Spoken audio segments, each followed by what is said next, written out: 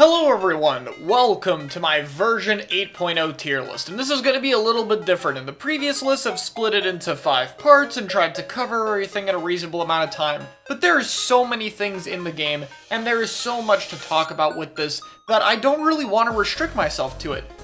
So instead, this is going to be one giant multi-hour long ramble, so you can just have this in the background if you want. It's gonna be a long one, and it's gonna be very lightly edited. It's gonna be something a little bit different, but I hope you enjoy it, and this will allow me to kind of talk about things more, because really, that's what this is about. You know, tier lists are a very flawed format. They have a lot of problems, but it's a very understandable, easy format that anyone can get, and it allows me to talk about pretty much everything in the game. So I really want to just take the time to discuss things in more detail, and that's what I'm hoping this video does. I want this to be a way to open the floor to more discussion. This is my personal take. Other people will rank their own lists and put things differently for different reasons, and this is really just about what I want to do. Secondly, I am going to keep this as Splat Zones only. I understand why some people would prefer an all modes list, but really it just complicates things. It makes the rankings a bit less concrete, and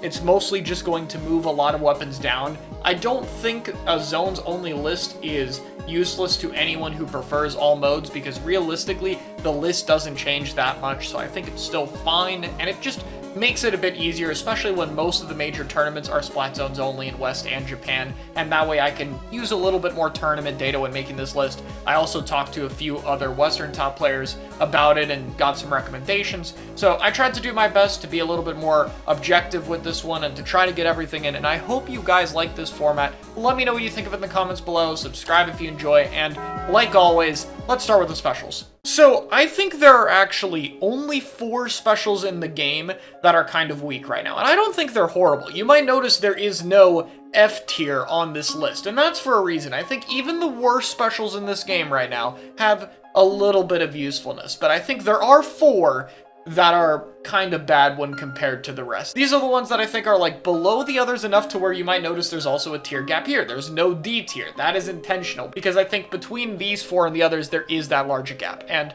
there has to be a worse special, and even though it's zones only, I think that special has to be Ink Vac. There are some things I like about Ink Vac. The best part about the special is the shot at the end of it. If you're able to get a charged shot, it can cap zones, and it is a massive AoE explosion that does a great job of clearing space. It has nice object damage. It is the best part about the special. The problem is, it is very hard to get it. There are a lot of things that deal with Ink Vac very well. There's specials like Zipcaster. There's the ability to fill the special and kill them before they shoot it. There's the ability to ignore the special or force it in a bad position, which is not very hard at top level play. There's even some main weapons that are very good into it, like some of the rollers or splatanas, just to name a few. There's area of effect weapons that can hit around it. There's just a lot of different answers to Ink Vac. And I think it's unfortunate because, in my opinion, Ink Vac's ability to protect teammates for a little bit is very useful. But the problem to me is that popping an Ink Vac puts you in it for 6 seconds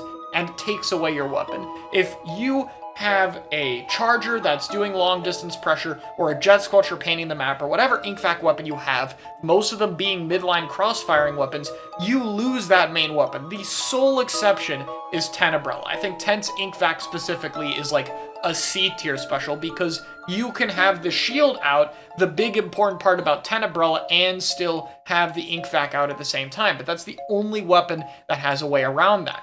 If you could pop Ink Vac and, like, eat a Zooka shot or 2, and then immediately get into your shot before you can get punished, or before you sit there for 5 seconds not doing anything, I think it would be a lot better. It's really the only change I think the special needs, is the ability to end it early. You could make it more laggy to switch to the shot early, so there's still a punish window. That's fine, but if you could pop this special and use it as a counter to other options, and then get back to your main weapon when it's done, I think it would be a lot better. But the duration makes it very inflexible, and the fact that you're not painting or doing damage and can only protect such a small area that has so much different counterplay means the uses are just very limited, and especially when you're locked out, it's just not that hard to deal with Vac. In a coordinated play, the best teams really know how to deal with it, and while in the right scenario, it gets some decent value, I think for the most part, it's just not that worth it. The sole exception to me would be Tense, because again, being able to have the shield alongside your ink vac fixes a lot of those problems. It's not perfect, it still has a lot of flaws even with 10. It's not that much higher, but it is a real special on vanilla 10. Next up is Wavebreaker. Now, I think Wavebreaker is not horrible. For one, unlike VAC, and unlike any other special that's going to go in this tier, spoiler alert, it doesn't take up your main weapon at all. So if you have a solid main weapon, something like Range Blaster, for instance, you know, it's totally fine. You throw the special, you get your ink tank refill, and it exists on the map. But the thing is, it just doesn't really do a lot. The initial point sensor effect is probably the best part about it. You can use it to check a corner real quick as a mini point sensor, but even that only locates people for a little over 1 second. Outside of that, it's just 3 small waves that are very easy to avoid. Because of Cooler, it's not really that much of a hassle to jump over them. You don't even need to jump that high to get over them. And even worst case scenario, even if you have to get hit by a wave, it's really not that big a deal. It doesn't do that much damage, and the location effect is for 7 seconds, you know. It's like getting hit by the wave is punishing. It's just not that big a downside, and on top of that, the special has incredibly little HP, which means a lot of times there are things that can break it, including a lot of the good meta weapons. A lot of the good specials could shred wave if they ever needed to, but like, Stamper could just charge/horizontal it, most chargers can just melt it, so many weapons just demolish it, even if it is in a position where it would be useful for whatever reason. So it's not horrible, it doesn't really take away from anything you're doing, but it doesn't feel like you have a 4.5 teammate. It feels like you have like a 4.1 teammate or a 4.2, which is like not useless. And again, the location utility it provides if you're sweeping an area is still there, but it's just not powerful enough compared to some of the things higher on this list. It is just so weak by comparison, and I don't really know why the effect has stayed this low for so long. Next up would be Reef Slider. Reef Slider is another special that can cheese the zone, but it comes at the cost of your own life, which most of the time is not worth it in a coordinated setting. It now paints on the rails, which is cool, I guess. I mean, it helps a little bit with trapping slower weapons. But for the most part, I mean, yeah, you're just gonna die after it blows up. This has been the problem, and it's not really that different. The paint is nice, the blast radius is something people can play off of, and Cooler mitigates the death a little bit. But realistically, if you're using Slider, you want to be able to take advantage of it with your own weapon because of how fast it is, and it's just not good when you can't, and having such a predictable death that the opponents can play off of is basically just giving them a go button. You have to be extremely coordinated with the special, or be lucky enough not to die with it, and it's just way too risky. I put it above Wavebreaker because I do think it has its moments. Like, sometimes you can cheese a zone when you need to. Sometimes it'll kill multiple people if they drop into it. Like, you'll get those occasional Reef Slider kills, but it's just not consistent enough. It has way too many problems and it's way too easily punishable. Finally is Ultra Stamp. I think that Stamp is getting a little bit better right now. In fact, it was very close to being in D tier by itself because I think there are some weapons that are good right now that can struggle at dealing with Stamp, like the, you know, Stamper, Slosher, Range Blaster, all struggle with it. Those are all very good weapons, just to name a few. But the thing is, there'll usually be enough things in a team comp to have an answer to an Ultra Stamp. It's still very easy to kill through it, and Stamp is still very limited.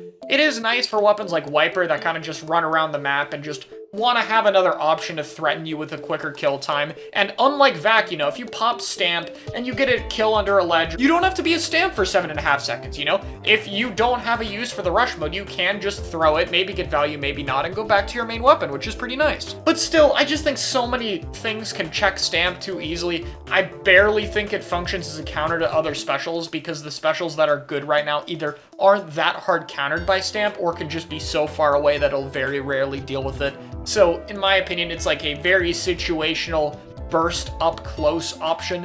It can kind of tank against certain weapons. It's fine if it's on things like Wiper that synergize with it that are already good, but like, I can also say that about Wavebreaker. So, I don't really have too much to add. I think Stamp is alright on the right weapons, but it's still just way too limited, way too easy to dive through the special, way too weak on retake for me to put it any higher, but I guess it is at least the best in this tier. So now we move up 2 tiers, and we go up by a lot here. We're gonna start with Bubble.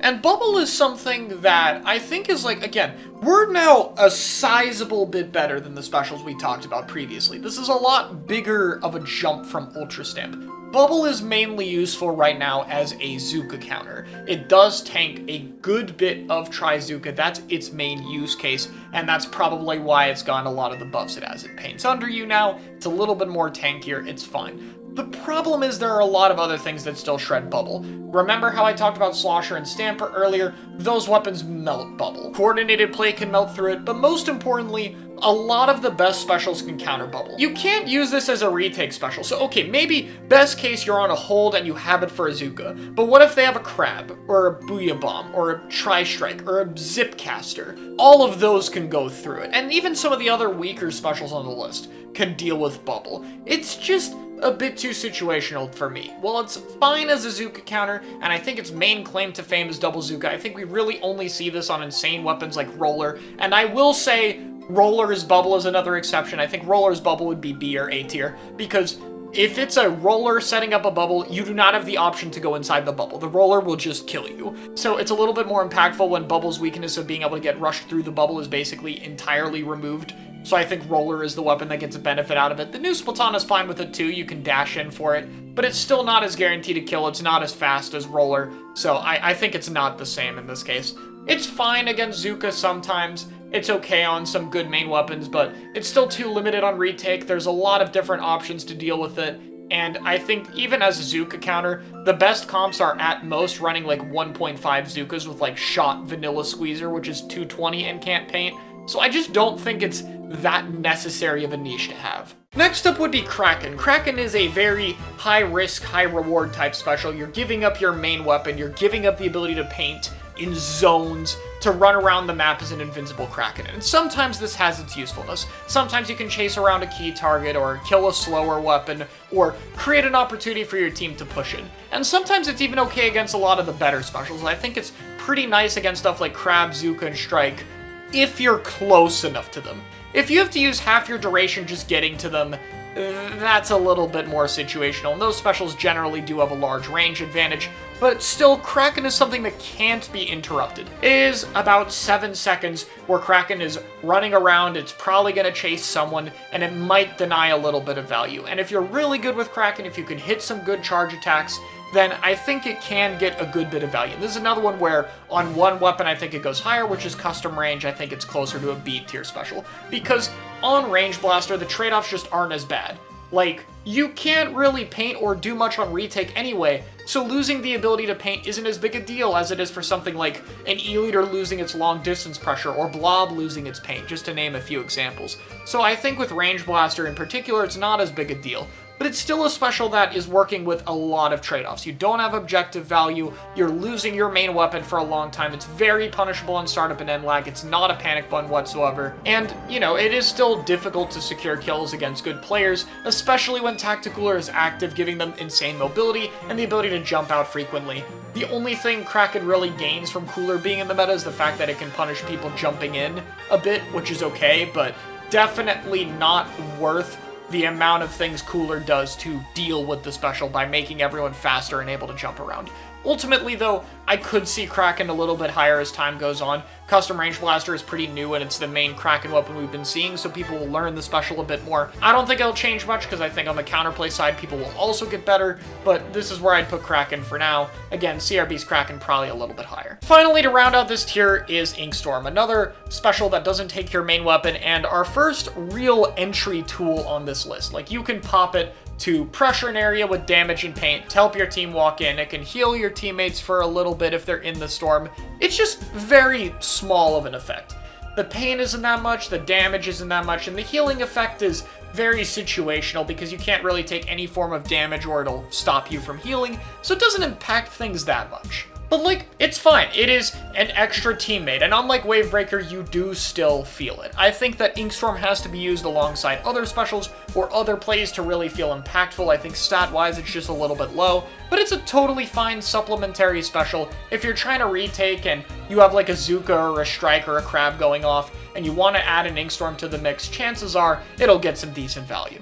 So next up is B tier. Now we're starting to get to some specials that are consistently getting some good value, and B tier has a lot of doesn't take your special away weapons, and Missiles and Whale are up next. I would rank Whale slightly higher, but these specials are mostly the same thing. They are global range, locate where enemies are, and displace them a little bit. They both do it a little bit differently. Missiles provides pain, a little bit better location, the ability to hit all 4 targets, but it has a lot longer of a cooldown since you have an actual 10-second cooldown. Whale, on the other hand, is a very small cooldown. If you die mid-whale, you retain most of the special, especially with Cooler. But Whale's effect is probably a little bit weaker. It does still do decent damage when it hits people, but sometimes it'll be really easy to avoid. It kind of depends on the positioning and how you set up the Whales properly. And I think the Whales can also be a little bit more annoying to use at times. Sometimes they can block your vision or be a bit more difficult to target the right person, because it depends on a lot of factors. Like how close someone is to your Whale matters when locating them. So it's actually harder to Whale anchor weapons that would be the main target, which is an issue Missiles doesn't have. Still, either of these specials, if you're running weapons that can run in and deal chip damage with them to play off of it, are totally fine. They are pretty solid specials, and they tend to have a bit more of an impact than something like Inkstorm does, which is why I think they're a bit higher. Up next is Splatter Color Screen. I know the special is thought of a little bit more highly these days, and I still don't think it's bad by any means. I think it's quite solid, actually. But I do think its perception is a little bit boosted by the fact that it is on 52 and Squeezer as its main weapons of use, which are just very strong. Like, I think if you were to give something like Super Jumps that I'll talk about later as a bit higher to those weapons, it would still be something like an upgrade. But Screen is still very nice as a soft check to long range options, mainly against Pencil. It can split team fights a little bit in terms of line of sight. It can be a little bit annoying to pass through since you either have to commit to a squid roll or you have to tank 40 damage. And the Screen effect is a little bit annoying. Obviously, Screen also has accessibility issues, which means that sometimes it is not in sets. For the purposes of this list, I'm just ranking Screen as if it's in an environment where it is allowed to be used, and in that case, this is where I would put it. So, I think it is a fine tool for more aggressive weapons. It's nice to set up certain sharking options as well, things like 52 Deco that it's attached to, or stuff like roller comps. It's fine, but it also still has downsides like blocking your own team's line of sight. It doesn't really put that much paint on the floor. It's not that significant damage, so it's really just about what comps do you have that can take advantage of the line of sight being blocked. If you're a more aggressive, sharking, short range heavy comp, I think you benefit from it more, so it really depends what you're running with it. However, I do think Screen being played on the right comps gets a bit more value than Whale and Missile on the right comps, which is why I'd rank it higher. Up next is Super Chump. I think Chump is extremely underrated for zones. For one thing, it's exceptionally fast to use. Like, you literally can just press right stick ZR and get them out in like half a second. You strafe fast when using them anyway, so there's basically no punish window on a weapon using the special. It's a free ink tank refill and guaranteed getting the special off. It's super easy. So for weapons with strong subs, like Bamboo, you also just get extra fizzy bombs pretty much immediately. And Chumps paint a lot. Like, they land and paint a ton, and then they explode and paint a ton. And if you're in the Chumps, you know, they're not going to kill you, they're not going to do that much damage, but you do actually have to take care of them. Like, you either have to swim away for them, or shoot them down, or move by the time they explode. It forces a lot more action from the enemy team than you think, and they're just quick, which I think is really important. You have a lot of good meta weapons right now that are mid-range weapons that don't paint as well, so having a special that covers the paint, that allows them to keep up speed-wise, that has a lot of weapons that can easily combo off the outside 35 damage, which makes up for the weaker damage, are all very strong attributes, and obviously, it is incredibly good on the objective. You cannot ignore Chumps on a Splat zone. So I think it is a lot more use cases than people realize, and it's just that Chumps are not on the strongest of main weapons. But I think in terms of the mode of zones and the pacing that we're playing to and the weapons picked in the meta, Chump just has a lot of synergy to play off of. Finally in this tier is Triple Splashdown, the only one here that doesn't take your main weapon, though it doesn't really lose you your main weapon for very long.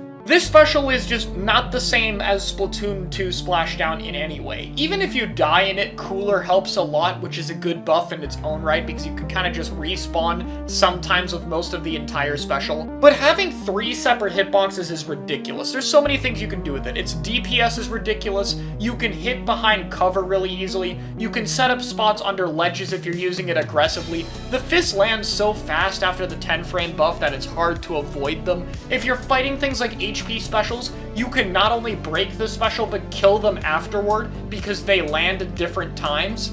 You could even do that with just the fist by having the fist land on different heights of terrain. So you can do things like break a crab and kill the user. Reef Slider could only dream of that because you're almost never going to actually run over a crab and the explosion's just going to mean you die afterward. Splashdown is just so much easier to use. It's also fast, And oftentimes, if you use it safely, not as a panic button, you know, you hit someone and use it from a distance where the fists are the main thing dealing damage, it's not that hard to use splashdowns you can live from. Which means this can be an ink tank refill too, that clears anyone away from you and paints a ton around you at the same time. The damage on the outside hit and the outside hitbox radius is also pretty good, so other people can combo off of them. The only real downside to me for this special is that it's not as useful on retake, but even then it's not useless. You can quickly clear ledges, it's a threatening trade option, which means you can play typically a bit more aggressive with it, and it's still good against options that are going to be popped against you when you're trying to retake. Things like Crab from a dually,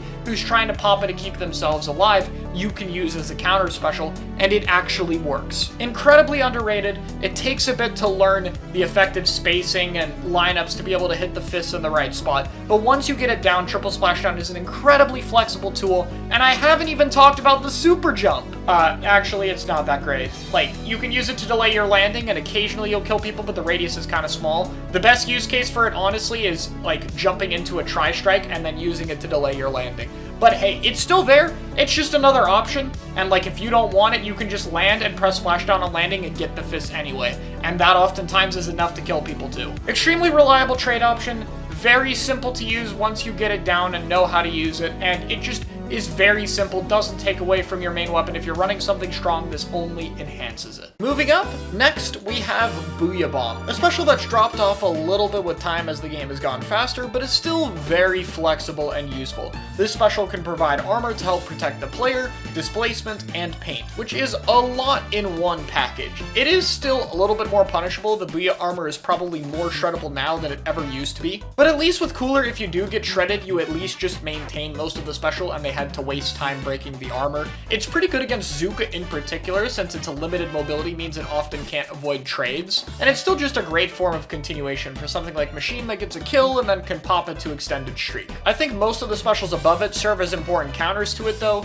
so it's slowly dropping off, but is still in a quite fine spot right now. Right above it would be Inkjet. This is another very high risk, very high reward special. There are a lot of things that counter the old safe Inkjets we saw during ballpoint meta, stuff like Pens, Squeezer, Blaster, Slosher, Stamper. There's a bunch of stuff that can kill this out of the sky now. So instead, I think Jetpack is primarily used much more aggressively, with Tacticooler trying to go for assassin kills, very similar to how something like Nautilus used it in Splatoon 2.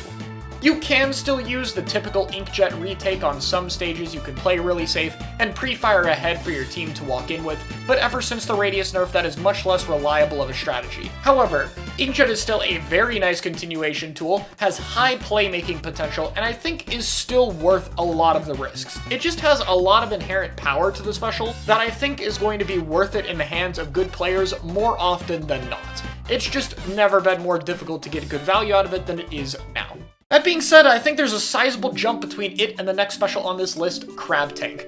This is where we start to get from specials that are kinda good to really good. Crab Tank can lock down an area for 8 seconds, act as a continuation tool, provides an insane amount of DPS or paint at a safe distance, but it is very slow. It can be punishable by a lot of options, and most importantly, every special above it from this point onward serves as a good counter to it, and even some of the options lower than this do, such as Jet and Booyah that we just talked about. Crab probably has the most consistent value out of any special out there, is incredibly flexible, and works very well with the options currently in the meta. It will always be a solid pick. So I think I've underrated Tri-Strike in most of my tier list for a bit now, and really it's because design-wise, I feel like the special should have more problems. The fact that you can't go in with your own strikes and can be punished for using them, making it not a continuation tool that I've just been talking about, are big downsides. However, my god, the numbers on this thing are just too much. This thing shreds objects, is a touch of death special, can cheese the zone, paints a ridiculous amount, and is incredibly fast to throw and use for your team to push in with.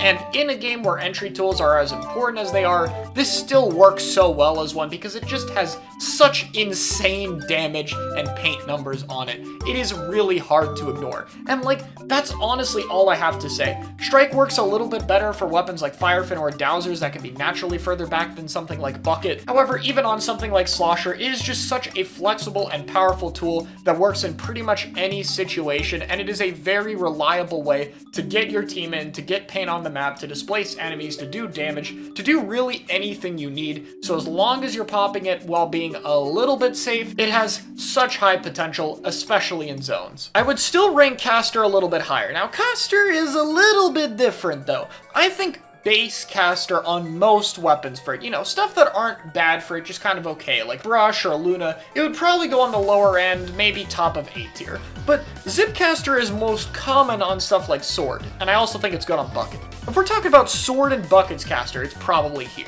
So I'm gonna average it out down here, you know, we're gonna be fair. The thing is, Caster is kind of crazy. It gives you armor, insane mobility, has a decent amount of duration with special power, can one-shot combo with people, has a wide blast radius for damage that deals pretty decent damage, even if not as good as some other specials. But the main thing is when you attach this to a main weapon like Bucket or Sword that has good mid-range kill potential that can combo with the special, it gives you so many options, and people have gotten better and better at using the special, especially Stamper players, and considering just how good it is at dealing with so many options, from main weapons that can be tricky to flank, or special weapons that can be difficult to counter without the right area to attack it. It's just ridiculously good, and it's so hard to kill a good Zipcaster player who knows how to use the special properly and is going to be a constant nuisance your team has to deal with while you're trying to push or defend. Yes, it still has a recall that's going to pull it out of the action the same way Inkjet does. Sometimes it'll go horribly wrong and you'll die in it.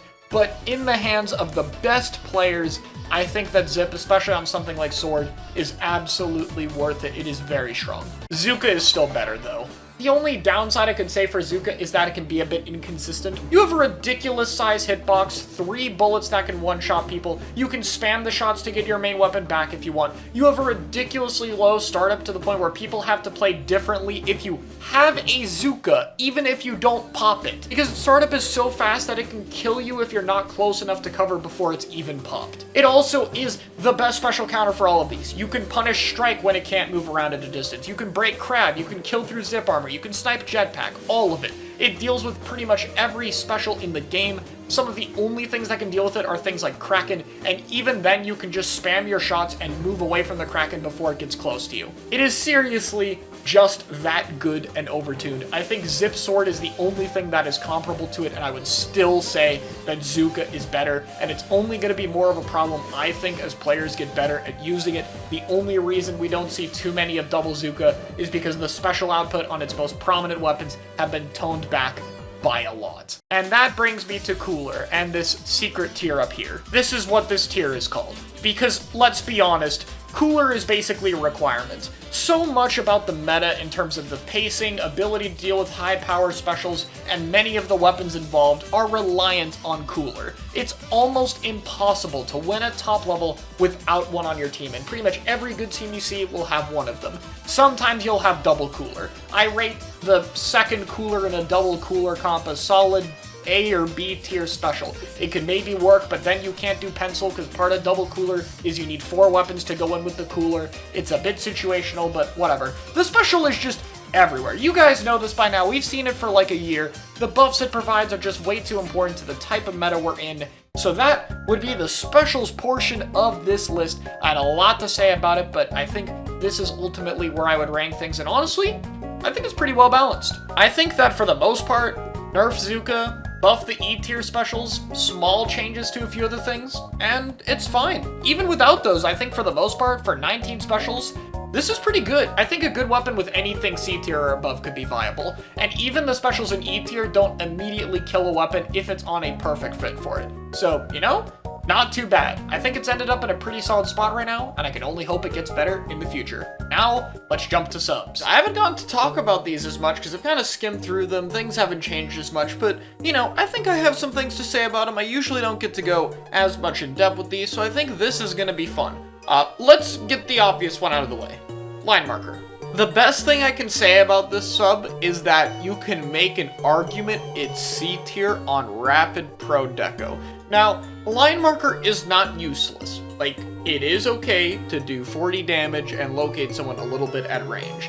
But I think the best way of looking at line marker is looking at it like a really expensive main weapon shot, because it's kind of closer to that than a sub. Pretty much every other sub weapon that attacks an enemy has some form of AoE hitbox on it, because it's supposed to be somewhat reliable or consistent damage.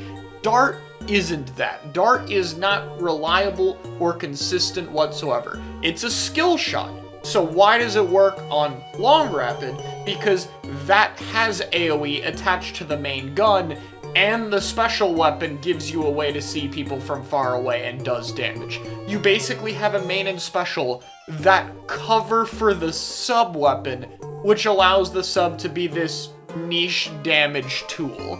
But on everything else, it completely breaks down because you don't really have a sub. And this doesn't mean there's nothing out of it. Like, you can paint your feet or go for like a weird damage combo for something like a bucket. But realistically, even if Dart does save time, why would you go for this skill shot instead of just sloshing a second time? And the answer for 95% of those situations is you wouldn't. There's no reason to use the sub. There isn't an F tier for subs. I'm not putting it above a tier that doesn't have anything like I would with specials, because I really think that if it is not on Rapid Pro Deco, that there isn't really a sub-weapon attached to your weapon. You kind of just have Dart, which is weird, and I kind of hate how this sub was treated because it was kind of just made weak burst bomb. Every weapon that normally gets a burst bomb that the devs must have been worried about, they kind of just gave a Dart. Even Long Rapid used to have burst as a beta kit in S2, and it has Dart, and I hate that this is kind of the fate of the weapon. The other thing that sucks is, like, all I think it needs to be a decent sub is the line to do damage. And they could make it a thing. The line is programmed to do 0 damage. In a single player level, I think it does like 5 damage. If this thing dealt like 10, 15 damage, then suddenly you actually have a way to hit people. Your line has more of an impact on people's movement, or you have a damage combo you can work off of. It's not amazing, but it'd be something. It's fun. I like using it personally, but it just does not bring anything to the table from what I'm looking for when I try to pick a sub. Next is Toxic Mist. Again, 2 tiers up here, like with the specials, because I do believe this is a big jump in quality. I think Mist is kind of okay sometimes. Let's get the big thing out of the way. It doesn't pain at all. This is 60% of your tank to no special charge. And for a supportive sub, I think that's important. Every support that throws a bomb is also using it to paint, and even Sprinkler is being used to also farm a special. This is purely to make moving through an area mildly inconvenient, which sometimes is okay. Like, there's choke points like the ramen one where you have to walk through it to get to the zone, where you know people are going to set up and, like, it'll do something. But will it ever do more than a bomb in the same place? Not really. The only claim to fame Mist has is the lingering effect and the slowdown preventing you from making certain jumps, which, more applicable on something like Rainmaker, zones just not really. It's not the worst thing you could have. Stuff like Stamper Nouveau that are pretty good despite having Mist will find the occasional use case for it, for sure. It's not like you have nothing, and if you have something like LDE to where you can use your sub while having plenty of main weapon efficiency, you'll find some times where it gets decent value. It's just far too limited for me. Up next are 2 subs that I think have their use cases, but struggle outside of them. First up would be Beacon. I used to think very highly of Beacon, but in this game, I just think it's a little bit too slow. Beacon is one of those subs that on lockout, it does basically nothing. It uses more than any other sub ink tank wise. All you get is a small amount of location effect near it, and it does basically nothing. However, when you get a lockout, the ability to set up multiple of these, though it is a bit slow, is really threatening. People jump in all the time, so the ability to have beacons to set that up could make lockouts really oppressive. It's something Ballpoint Nouveau specialized in Splatoon 2, but unfortunately, this game doesn't really have many beacon weapons that work for that.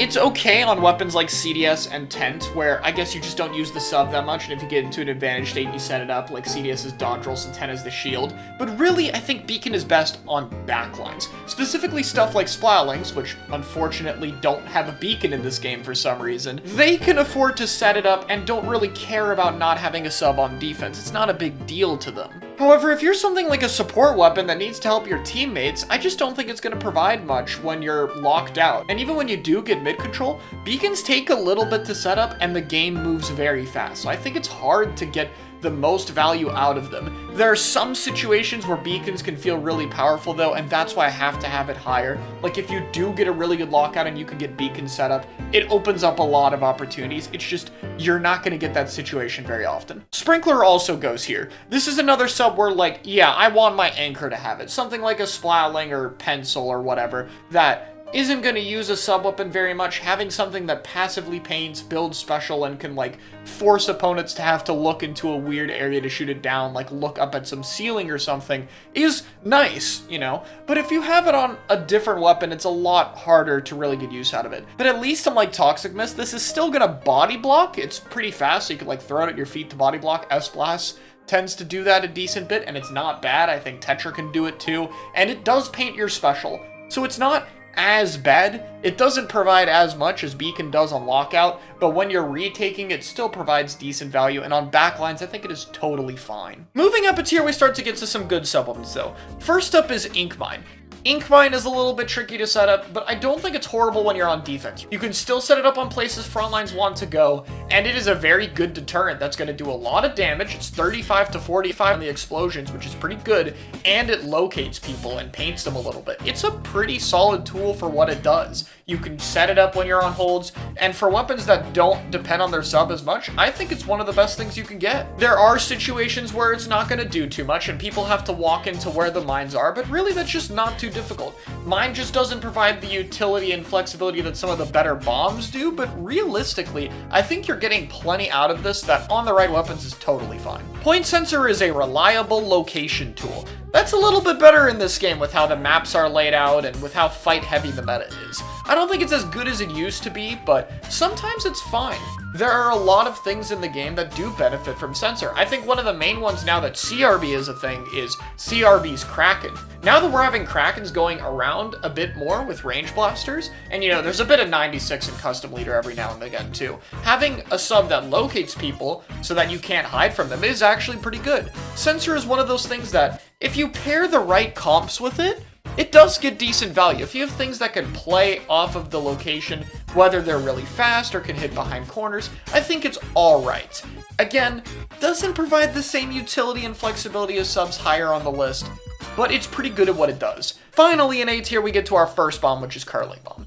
Now, Curling Bomb, I think has been the most underrated sub previously. Obviously got that 5% ink efficiency buff, but I think people just got a little bit better at using partial charge curlings, and it's also just the fact that curling still paints like a lot, even uncharged. And it's especially good on stuff like Roller, where you do have to be careful that someone's following it. 52 Deco is the same thing. If you have a weapon that can shark in with the curling, just on your comp, it makes curling more threatening. Like, Edit throwing a curling, if it has Roller in the same team comp, can make people paranoid that the Roller follows the curling. So it has some pretty decent mind games, it paints to get your special, and if you charge it, you know, it's a little slow, and it's not the best bomb, but it can still be a lethal bomb with a decent radius if it is charged like that. So decent flexibility and utility all around. Wall is the highest non-bomb sub-weapon for me. I think Wall is a little bit ridiculous in this meta. It's pretty good because we have a lot of midlines. We have a lot of weapons that don't have as easy access to their bomb, that have worse ink efficiency, that have worse DPS, which means Wall gets to tank a lot. Obviously, Wall still doesn't close the gap too much, but it does allow you to basically lock down any space you have, especially if you're an ink-efficient weapon like 52, where you can just keep throwing walls and slowly gain ground or hold where you have. There's just not a lot of things in the meta that deal with Wall properly, and again, it's really just limited by not being as flexible as lethal bombs, but this is definitely a sub where its strengths are really extreme in the right situations. Dealing with Wall sometimes is an absolute pain, especially depending on the weapon you're using. Some weapons just do not have a way to beat this sub. This sub is absolutely oppressive if you don't have a bomb or high main weapon DPS to be able to deal with it. It can absolutely prevent you from taking positions on the map where the same guy is if he has a wall up. Torp would go up here for me. Torp is typically a bit better against slower weapons with lower fire rates, but isn't as good against fast fire rate weapons that don't have to worry about shooting it down as much. But even if they shoot it down, it's a location tool, and you can roll it. It doesn't go as far as Splatoon 2 if you roll it, but it's still a massive 35 hitbox, 60 hitbox inside hit that you can combo off of like a mini burst bomb. It's pretty cheap, and yeah, I mean, it's a bomb. So now you get the ability to paint, to poke enemies. Torp is a bit of bonus utility. This is where we start to talk about bombs, and we're going to start flying through the rest of the list, because it's really just all of them provide flexibility. They can be good for supporting teammates, for moving longer range opponents, for checking corners, like to clear someone if you want to throw it behind a wall you think a roller's sharking on, etc, etc. All of them do this, they just provide different utility. Torp has a bit more flexibility between location and being a mini burst bomb, but it doesn't have as much lethality and it's more easily countered than the other bombs, and that's why I think it's a little bit lower right now. Autobomb would be a bit higher to me. This one's a little bit cheaper, provides location, but is still a lethal bomb, which I think is a little bit better. It just has a little bit more consistent value to me than Torp does. On the right weapons, though, Torp is definitely better, so this is a case of which one you're working with. I think really ink-hungry weapons that aren't big on comboing, stuff like Brella or Squeezer, for example, way better with Autobomb than with Torp. But if you have something like Rapid that has a specific combo out of it, then you'd rather have the Torp. So I would rank Autobomb slightly higher, but this is the smallest of gaps. And from here, we get to our X-tier bombs. Suction Bomb just has a big radius, and it paints a lot, and it sticks to walls. 3 very good strengths to have. It just makes it one of the most consistent bombs out there. Splat Bomb is the best one as a get-off-me tool. It has a very quick explosion time that can catch people jumping or slower weapons off guard. It's very good if you have someone rushing you, if your weapon has a spacing requirement like Range Blaster to be able to encourage them to stay away. And you could still poke it for a faster explosion time. Splat Bomb is a little bit better with weapons that want to fight faster and immediately jump on you as they throw the bomb. And Suction's a bit better for more supportive weapons that are using it for other people or trying to control a bit more space. I think Splat Bomb is slightly better, but again, tiny margin here. I would say there's a decent gap between it and Burst Bomb, though, because Burst Bomb's just really nice with AoE comps. You have stuff like Bucket Stamper, which Stamper's not AoE, but it's got a Burst Bomb and it benefits from Burst a lot on its comp. You have range that benefits from Burst. There's Explo comps, Rapid comps. There's a lot of things that work with chip damage right now, and that's not even talking about specials like Zip, Crab, Jet, you name it. There's just a lot of things that want a little bit of extra burst damage, and it's still a very consistent poking option. You can't throw double burst bomb as much anymore. You have to run gear for that. But even without it, just the ability to consistently poke burst bombs either for yourself or your teammates is always going to be very strong and have a lot of value. That being said, Fizzy Bomb is the best bomb. And like, it's not enough to be in its own tier, but it's really close. It has a bit of downtime with the whiting frames. It's a bit more gear dependent since LDE on its own doesn't give you double fizzy, so you have to run a bit of sub saver, maybe a few extra subs than just one if you want it a bit more consistently, so you're not getting double fizzy as much, and you have to charge it a bit. But it paints a trail for you. It can do lethal damage. It explodes 3 separate times, making it really easy to play off of the damage. It traps people. It paints like a crazy amount. It gets thrown further than usual. It's got a lot to it.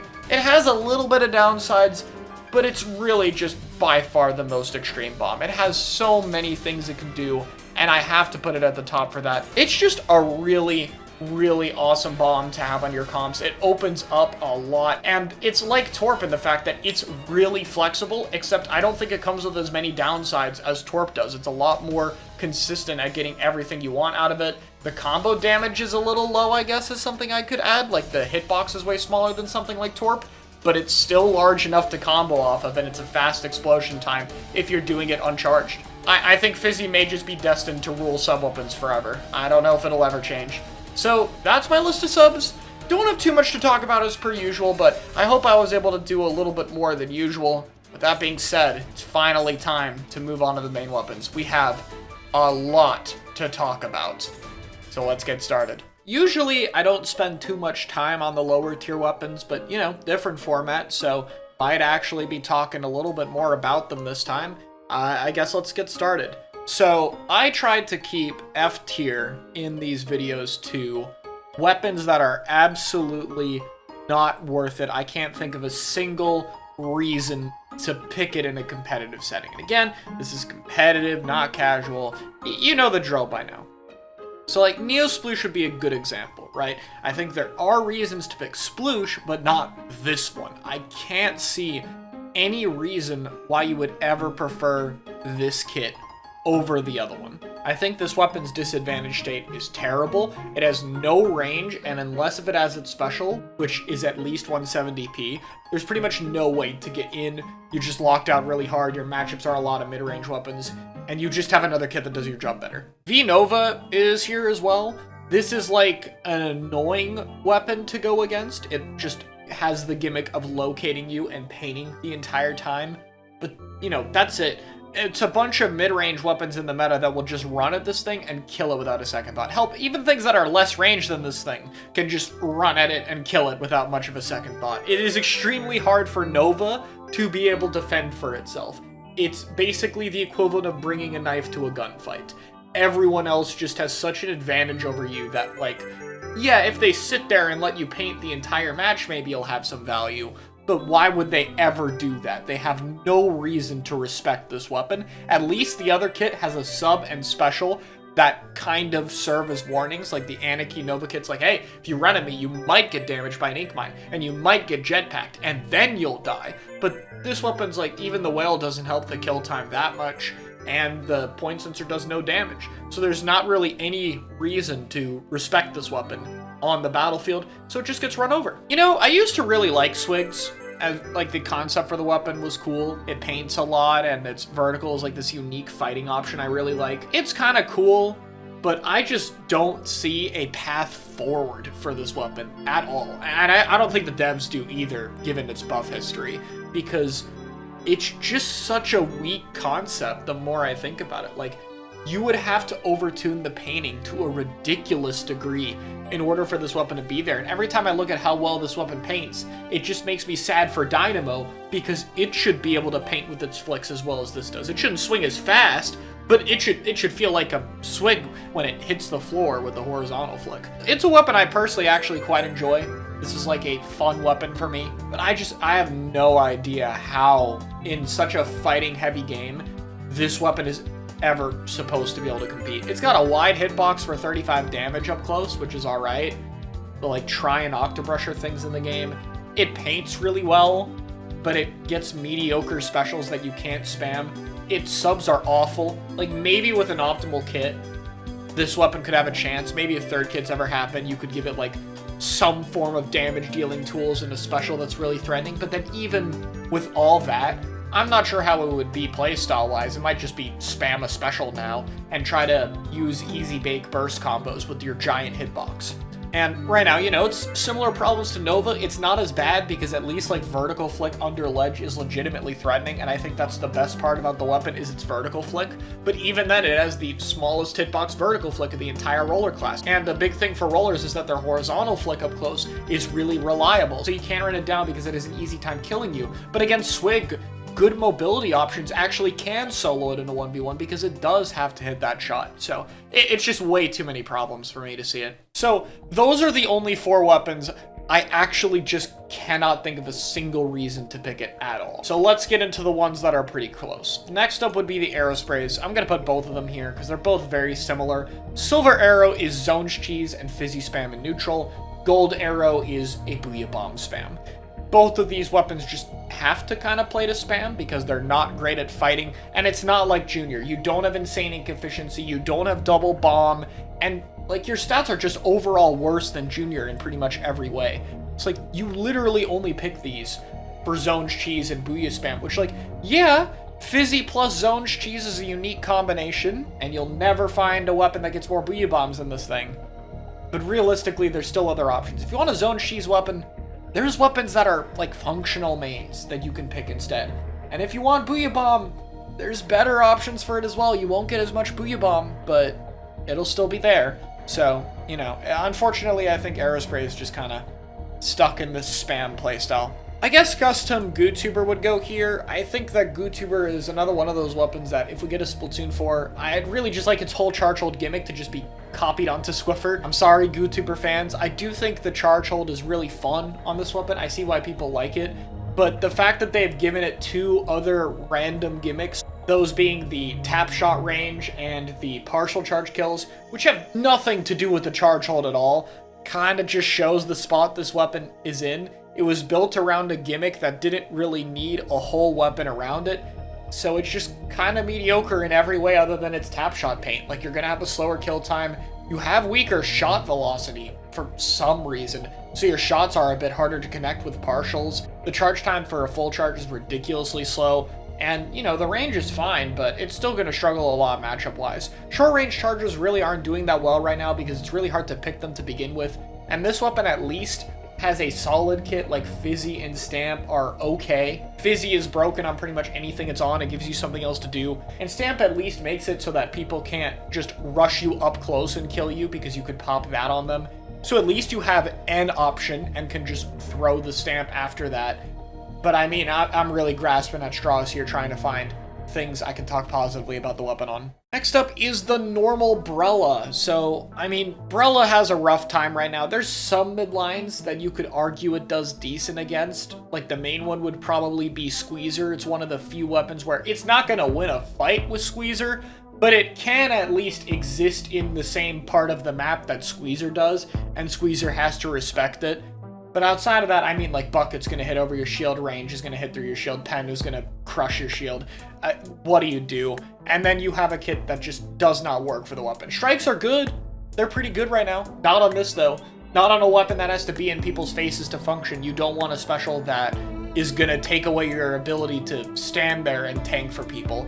Your damage is really mediocre, so you have to play around the kit, and the kit isn't something that has synergy with the main weapon at all. Like, it has a sprinkler for paint, and that's, like, okay, but Brella doesn't paint that well anymore. Sprinkler on Brella made a lot more sense with S2 Brella, back when it did used to paint kind of okay, but now it doesn't paint at all, really, so it just doesn't make a whole lot of sense there, unfortunately. And I'll put both undercovers here as well. These things' kits are pretty bad, but they're at least not as bad. Torp and Screen doesn't really do much for undercover. It doesn't really shark in with Screen at all, but it's better tools. And then Reef Slider, Mine on it are weaker tools, but at least it kind of synergizes with the main weapon a little bit. Like, if your shield gets broken, you can try to Panic Slider, and Mine can help with the damage, and you can play for Zones Cheese, because undercover does actually paint pretty well. You know, it's not going to cover a map super effectively, like quickly if you need to paint a teammate, but if you're looking for high special output, it could do that. And if you're playing zones, it means you can slide to the zone, I guess. So, you know, that's something. I would definitely put the Clashes up here. I'm going to rank them in around the same area. I know that Splat Bomb Zooka is better. It's just not a tier better. And I think that Chumps on zones are pretty underrated. I talked about it earlier in Special, so I won't repeat it. You got the Blast Radius. And I mean, S-Blast has that, but I guess you have mobility and fire rate. Really grasping at straws here, but like that's all I got. The kill time's just too slow. Weapons can just outrange you. It's a noob stomper weapon. Eventually, people learn to deal with this thing, and what can you do? And again, I don't see a path forward for it because it's a noob stomper weapon. So Nintendo's basically not willing to buff it at all because obviously they don't want it to be even more of a noob stomper. I don't know why we gave this thing a super massive radius in S2. I really don't. And we're kind of just stuck with it now. And that's all this weapon is. And that kind of sucks because I think a rapid fire short range blaster is like an obvious cool option. But we just kind of have this instead. Yeah. And I'll put Vanilla S-Blast up here. I think that S-Blast is solid. I'll talk about it a lot more when we get to the other S-Blast. But there's just no reason to pick this kit over the other one. Like, I mean genuinely. I can't think of it. The startup is faster than Booyah, but only by a little bit. It can Zones Cheese, but you can't get Slider enough to do it. Maybe if they make it like 160p, and like, okay, I guess you could do that. S-Blast has some problems. I'll get into that more with the other kit, because realistically, you know, that's the one worth talking about. Obviously, Burst Booyah is going to be the center of discussion over Sprinkler Reef Slider, so yeah. So, moving up to D tier, we're going to start to get into low tier realm. I think we've exited bottom tier, and we're starting to get weapons that have, you know, legitimate places where they could be used. I could actually see someone picking this weapon in a tournament, and I would be a little confused by it, but I mean, okay, I would understand it a little bit. So, let's talk about that next. First up, Sploosh-o-matic. Sploosh has two things going for it. its DPS is ridiculous. If this was Rainmaker, this weapon would be higher. This would be like a B tier, maybe A tier weapon in Rainmaker. Like, this does actually have a claim to fame of being able to pop shield really fast, and it has a sub and special that deal damage. And you know, in zones that's not as useful, but it's still there. If you get up close to a crab, you can melt it. If you're breaking a bubble, you can do that, you know? If you're going against anything that counts as an object, hey, this weapon's good at shredding it, and it's fast. Sploosh has pretty much instant acceleration, very low lag, paints for itself really well, so this thing can just zoom along the map, and curling even helps with that a little bit. So this weapon is really hard to hit for precise, slow-firing weapons. On lockout, your weapon still kind of sucks, because your only way to affect opponents at a distance, though, is Thrown Hammer, which is at least something, but, you know, not great. You can cook curling a little bit as well for some partial charge curlings, but those are just very rarely going to kill people. It'll paint you, but again, you're farming a stamp. It's not the biggest help here. So, you know, I think Sploosh is not the worst thing ever, but it's still really hard to pick. Custom Junior. This is like a weird weapon because in a different meta, I could totally see this being a real gun. If this game was something where Wavebreaker was real, Torp and Wave would shut down some matchups entirely. Like, it would actually just bully stuff like Blasters if there was no Tacticooler. Like, what the hell does Range Blaster do if it has to jump and have RNG because it has to jump over a Wavebreaker and it gets Torp thrown at all the time? Or like Tetra Dooley dealing with Wavebreaker that's actually good. That's not the reality we live in. Wavebreaker is not good. It's very easy to ignore, very easy to work around. And so C Junior is just kind of outdated. It just spams things that aren't as effective as they should be. And honestly, good. I don't think you guys want a good C Junior in the meta. Anyone who's experienced Kunder, it would be very similar. It wouldn't be as bad, but it would be similar. And I play Brella. Kunder was fun. Kunder should not have been good. And I stand by that for this. VAC 96. I mean, 96 is not the worst main weapon out there. It's alright. And it gets VAC fast, because it also has a sprinkler. So I guess you could pick it for Zones Cheese on a few maps. Really, this is just here because the main weapon just keeps it out of E tier. Like, the kit is not good, but this gun is just so much better than so many things below it that it's really hard for me to put it any lower. And finally, for the shooters of this category is H3D. So, H3 is another one that's kind of struggling right now. The ink efficiency nerf hurt it a lot in S2. This weapon actually is a kit that's nice for it. Like, it's slow, that's its main problem, so it can kind of bunker down and be an immovable wall. Problem is, one, bubble's not that great, and two, the weapon still has kind of poor ink efficiency, so even though it can bunker down, it can't really do as much from that. If you had something like a Cherry, which also has wall bubble, that thing will just exist and it'll paint the entire map and it'll spam a billion bubbles just while it's doing that. This weapon doesn't really do anything that forces you to go confront the bunker. You can kind of just leave it until you have a special that completely bulldozes through it, like a strike, and then go fight it. And, you know, H3 is not the worst weapon out there. It paints alright, it's got decent range. It can still randomly one-tap people. That's pretty good. But it's really slow, it's really inconsistent. Vanilla Carbon! This thing can actually get a decent bit of zip casters, and like, zip is really, really good, and Carbon's not that bad a main weapon without burst bomb, so it's got a bomb, it's okay. Like, it's one of those things where the overall package is fine, it just has another kit that's basically perfect. Hey, maybe when it's like 100p, we'll rank it a lot higher. Then it'll have its niche for sure. But I mean, it being 160p wasn't completely non-important. I guess if you really want Zip and Carbon together, it's there. Crack-On Roller is a similar thing. The vanilla roller kit's just really good for it, and Roller's a pretty good main weapon, but why would you pick this over the other one? Kraken and Beacon.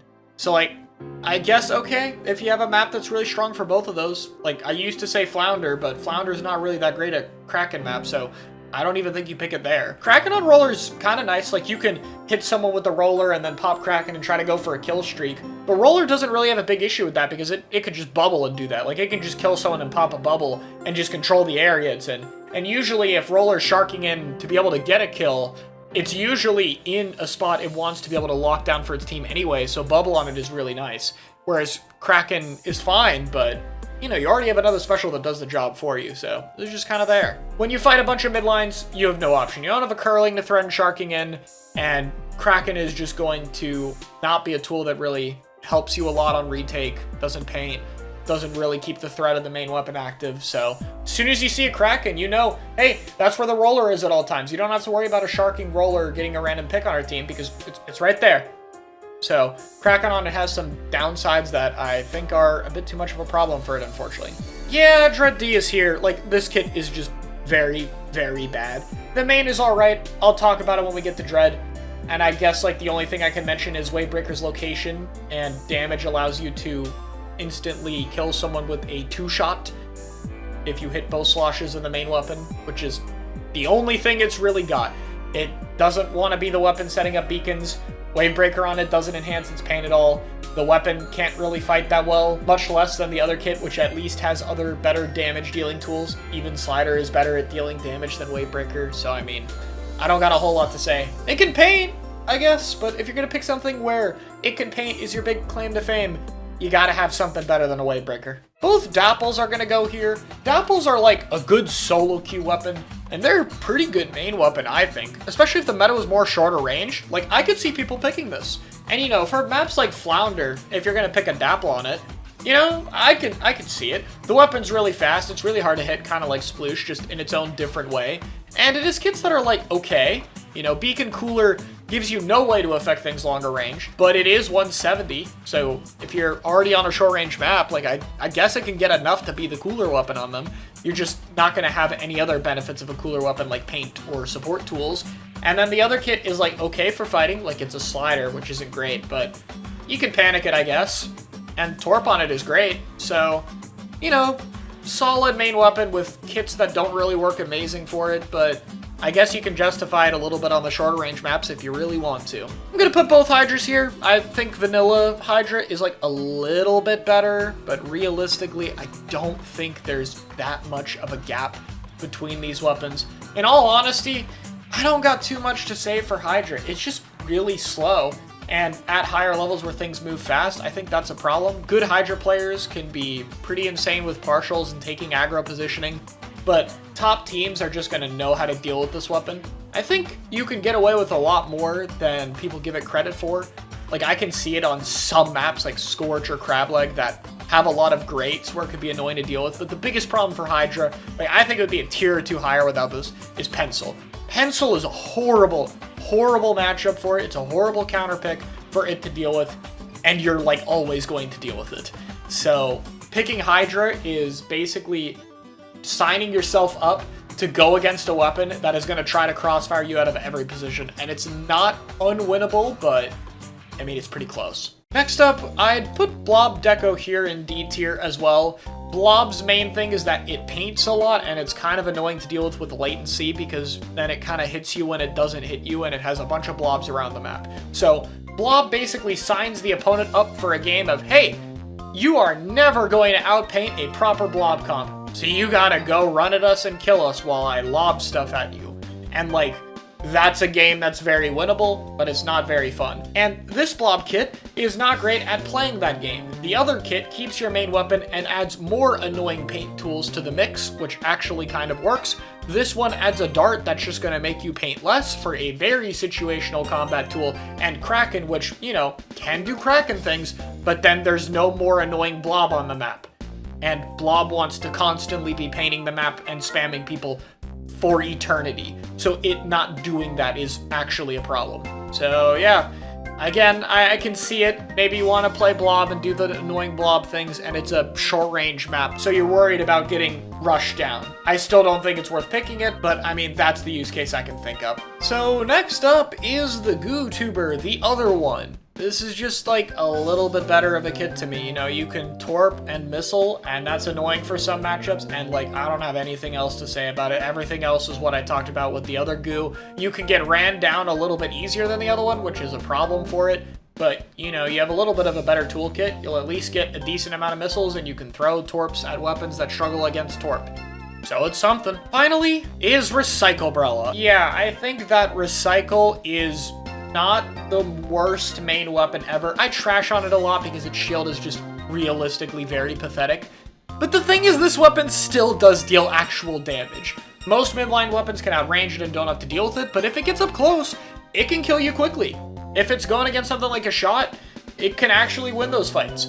So there are times you have to respect it, and it can run QR stuff. It doesn't really have a kit or paint or anything, so like, you know, it'll just run at you, and you actually do have to respect that and know how to deal with it. But once you do, I mean, you know, it can just get double teamed. Mid-range weapons can stay away from it. The kit does nothing, so you don't gotta worry about that. You pretty much just have to make sure you don't get too greedy in terms of fighting it. You have to respect the damage, and that's it.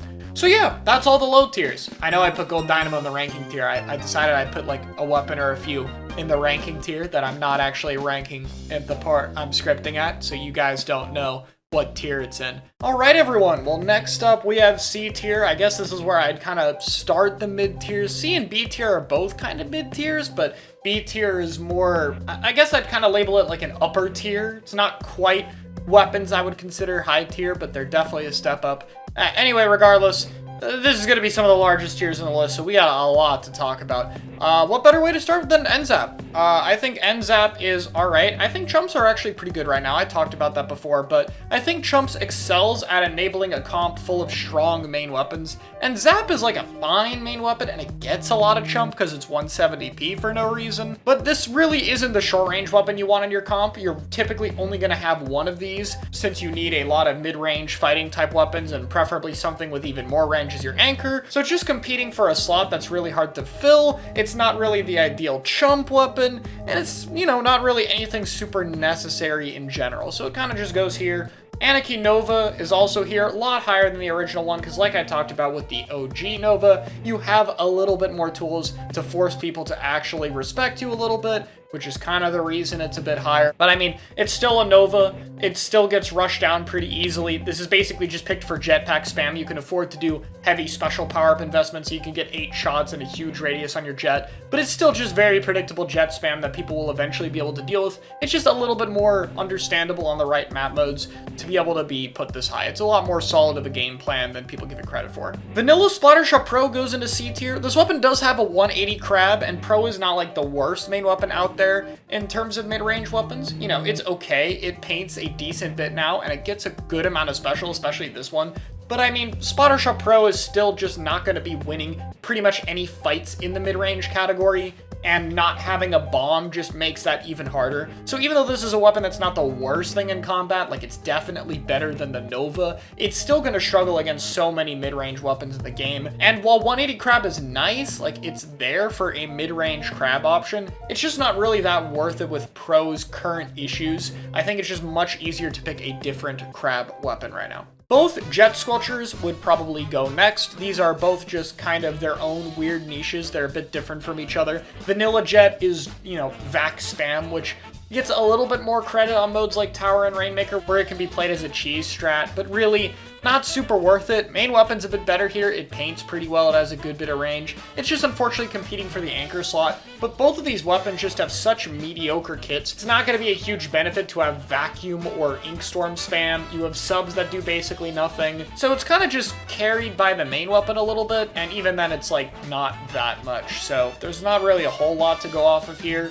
I guess C-Jet has a little bit more of an area denial type deal, but again, both Mist and Rain are like, hey, can you politely move out of the way in a game that has things that force you to move out of the way immediately? It just doesn't really have the same urgency. Vanilla L3 is crab spam. This is its claim to fame. It got a damage buff, which is why it's a bit higher. You know, having a better DPS and a combo number is pretty decent, and like, it's a fine kit. Curling Crab looks really good on paper. It's just that this weapon is very similar to Splash in terms of range and paint, and while this thing paints better than Splash, losing out on Burst when Splash's big claim to fame is being a support tool is just a bit unfortunate here. It's just not as good at helping its team as Splash is, and it's so similar to it that unfortunately it gets overshadowed. L3D goes here as well, trying to do a completely different thing. You actually get the Burst Bomb for supporting your team, but this one is now trying to be a much more aggressive L3 with a hammer. And, you know, if Hammer was good, then I think this could be a pretty interesting option. You'd have Hammer available pretty much all the time. You'd have burst damage to support your team. You'd be able to paint the map. It could be cool, but unfortunately, that's not the timeline we live in.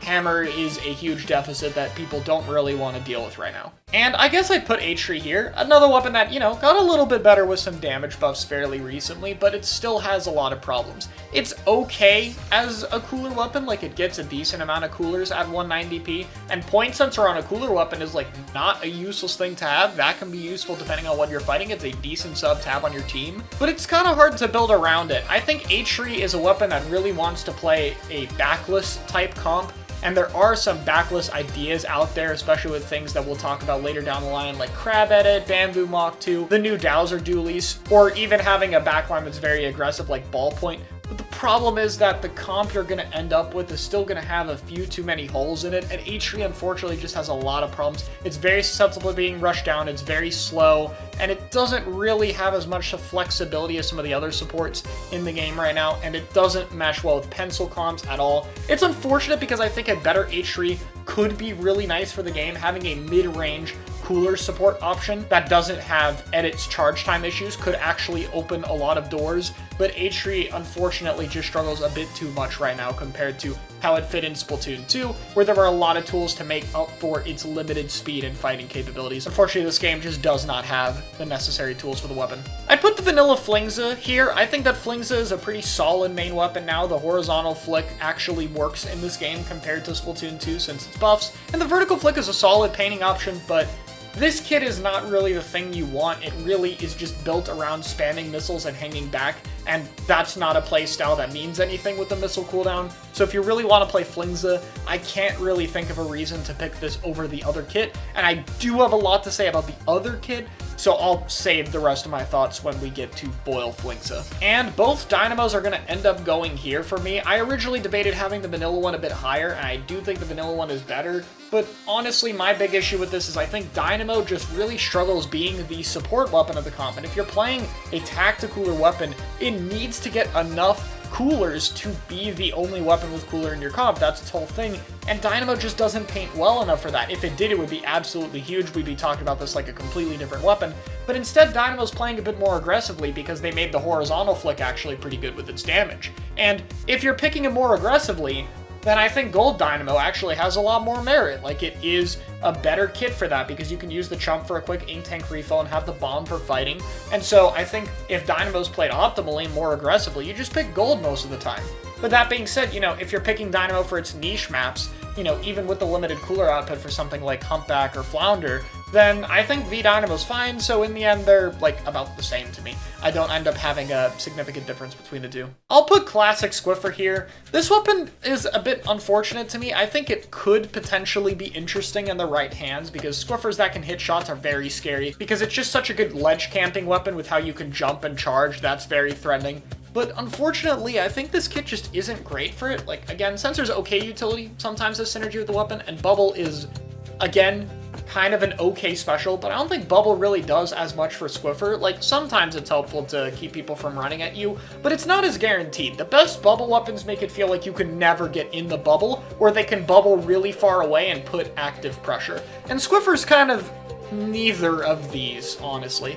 So I think if you're going to pick Squiffer and you're really going to try to make the main weapon work, you might as well pick the one with the kit that has a little bit more playmaking power, and we'll get to that later. Vacuum Charger goes here. Another weapon where I think its other kit is better, except in this case astronomically so. I'm not even sure how much I want to talk about this kit because it just kind of gets Vac a bit more often than you would get Tri-Strike, I guess, but I don't really know why you would want to lose the charger pressure that you have that's so important to running a charger to have a vacuum. Sometimes it's nice as a panic button or against other specials. I see what they were going for, and if Vac did have better functionality, if you could cancel the Vac early once you've eaten a special or something to be able to go back to being a charger, I could see it being a really fluid playstyle for this super aggressive charger, which would be really cool. But unfortunately it doesn't because you don't have a way to get out of Vac early, so even if you do pop it as some kind of panic option or aggressively to save a teammate, the pressure you lose for such an extended period of time just gives the enemy team a lot of opportunities to try to make their own plays happen that they couldn't do previously with the charger on the map. So I think that's a huge downside for the weapon, honestly, and I can't really see it much higher than here because of it. If I saw a single map you would pick this over Zekofin, I would put it higher, but I can't think of a single one, honestly. Tri-Strike on Charger is just so good, but we'll get into that later. V-Try goes here. Yeah, C tier has a lot of weapons that are just the significantly worse kit of a weapon ranked higher up on the list, and this is another one. Try struggles with paint, so even though Inkjet is kind of nice for it, you just don't get enough jetpack, and you don't have enough to do when you're locked out map control-wise, and you're competing with a Busy Bomb Tacticooler kit. This is 30 points cheaper, but you're gonna get more coolers than you're gonna get with jetpacks 9 times out of 10. It's still a try. If you're on an up-close map and you don't want to pick the cooler one for some reason, like you can still do Tri-Slosher things. You could still bully anything short range or ledge peek up close, and that's pretty good. But realistically, most of the time, I just think you pick the other one. Explo continues this trend, though this one's a little bit different because on paper, people might think that this is the better Explo kit. Like, Splashdown's a very aggressive special. Here you can throw sensors and storm more passively and just keep painting the whole game, but that's kind of the problem. Explo doesn't want to do that. Explo does actually want to push aggressively and deal damage and constantly be trying to apply more significant pressure and threats on the other team that force it to respond to it. And because of that, Explo's playstyle actually does lean into more aggressive stuff, and even if you do want to hang back, throwing sensors mitigates a lot of the paint you would normally have. So it means that this kit actually does kind of get in the way of Explo more than it seems. I think rain on it is fine, especially since this is zones, and it can amplify it trying to cap a zone, but even then, it's just not that insane of paint to take a zone. It's not going to be the same potential as having a Booyah or a Strike or anything like that, and so I think there are still plenty of answers to paint over Explo with the Storm. It's not the most threatening thing out there, and I think the other Explo kit just gives you more options with the weapon. So finally, we get into the actual better kit of the two with Blob. I talked about this a lot previously, and this is just better because, you know, Blob's only thing that it does is like it sits back, it spams annoying hitboxes and paint, and it wants to do that constantly. This is the kit that does that. You also have paint from the Sprinkler, and also have paint from the Inkstorm, and damage from the Inkstorm that can stack on the weapon, and none of these really take away the main weapon at all. So while all this stuff is happening, you have the Blob being even more active than it already is, so it's very annoying. Again, it is very beatable. Obviously, once you run comps that are able to run through Blob, or have ways of dealing with it, like Zipcaster weapons especially, you can just kind of ignore the Blobs and deal with it properly. Stuff like that, there's answers for it, but Blob at least has a consistent, if not incredibly annoying and unfun game plan that it plays to, and this kit does allow you to do that if you really wanted to play that way. Next up is Mini. Mini with the Burst Bomb is really good, and Mini is a very, very strong main weapon, honestly. Like, it is insane how fast this weapon is, how much it paints. It's a pretty decent fighter as well. Like, it's kind of solid, but Minis need to play around a good special. That's so important to a weapon that paints and moves around this much, is to have an important special to play around, and unfortunately neither Mini really does, but especially this one doesn't. I get the idea they were trying to make you just go more aggressive, I guess, like just kind of walk forward at people with your burst bombs and then you have a stamp as an option too. But it's kind of just overkill in this case. Mini's main weapon plus burst bomb is already just so good at fighting that the special doing that too is just kind of unnecessary. And honestly, there's very few times you would even want the stamp over having that main weapon plus burst combination. Like, sometimes it'll save you for sure, but it just kind of takes away from how flexible Mini could have been if it had a different special with this playstyle. Especially because it opens up Burst Bomb to being used more supportively as well. Unfortunately, I just think this is one of the worst weapons to get a stamp. And Heavy Deco is up next. I think that the vanilla Heavy kit is just better, and again, we'll have to get to that later when we talk about it, but, you know, Heavy unfortunately gets bullied very hard by backlines if you're fighting Charger comps or Pencil comps. But if you're not doing that, on the rare instance you're fighting a different team comp, Heavy's pretty much fine as a main weapon. It paints a lot, it has a lot of uptime, it's a pretty decent fighter, it's not susceptible to being rushed down too much. This is just not really the kit you want on it, mainly just Kraken.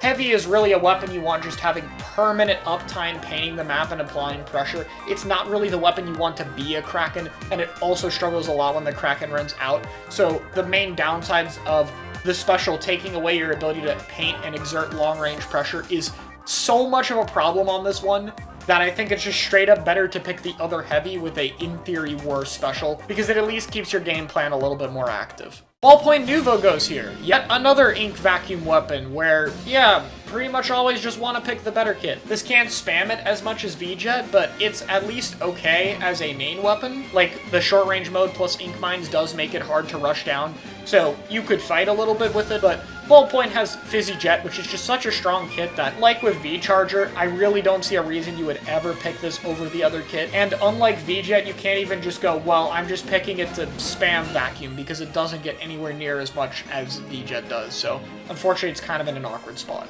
Next up are the Lunas. The Lunas have kind of alright kits, like Splat Bomb Zip is pretty good. Zip is not amazing on Luna since it is a very close range weapon, so you don't have flexibility, but you know, it's Zipcaster. And then Stamp isn't great either, but it works a bit better on this than it does most weapons. And Fizzy on Luna is obviously very amazing as a poke option tool. And I think Luna is actually pretty alright for what it is. Like, if you're on a short-range map or against short-range comps, it's good at doing that. It's just not really the right meta for it. And, of course, Try is a very comparable option, but Luna's made up a lot of ground over the years, and I think it's not the most unreasonable pick these days. It does still have a pretty sizable blast radius and fast kill time, so honestly, not too bad an option if it's picked on the right maps or comps. I could see it doing alright. I don't have too much to say about this Rapid because, you know, there's another Rapid that's just a different kit that's better.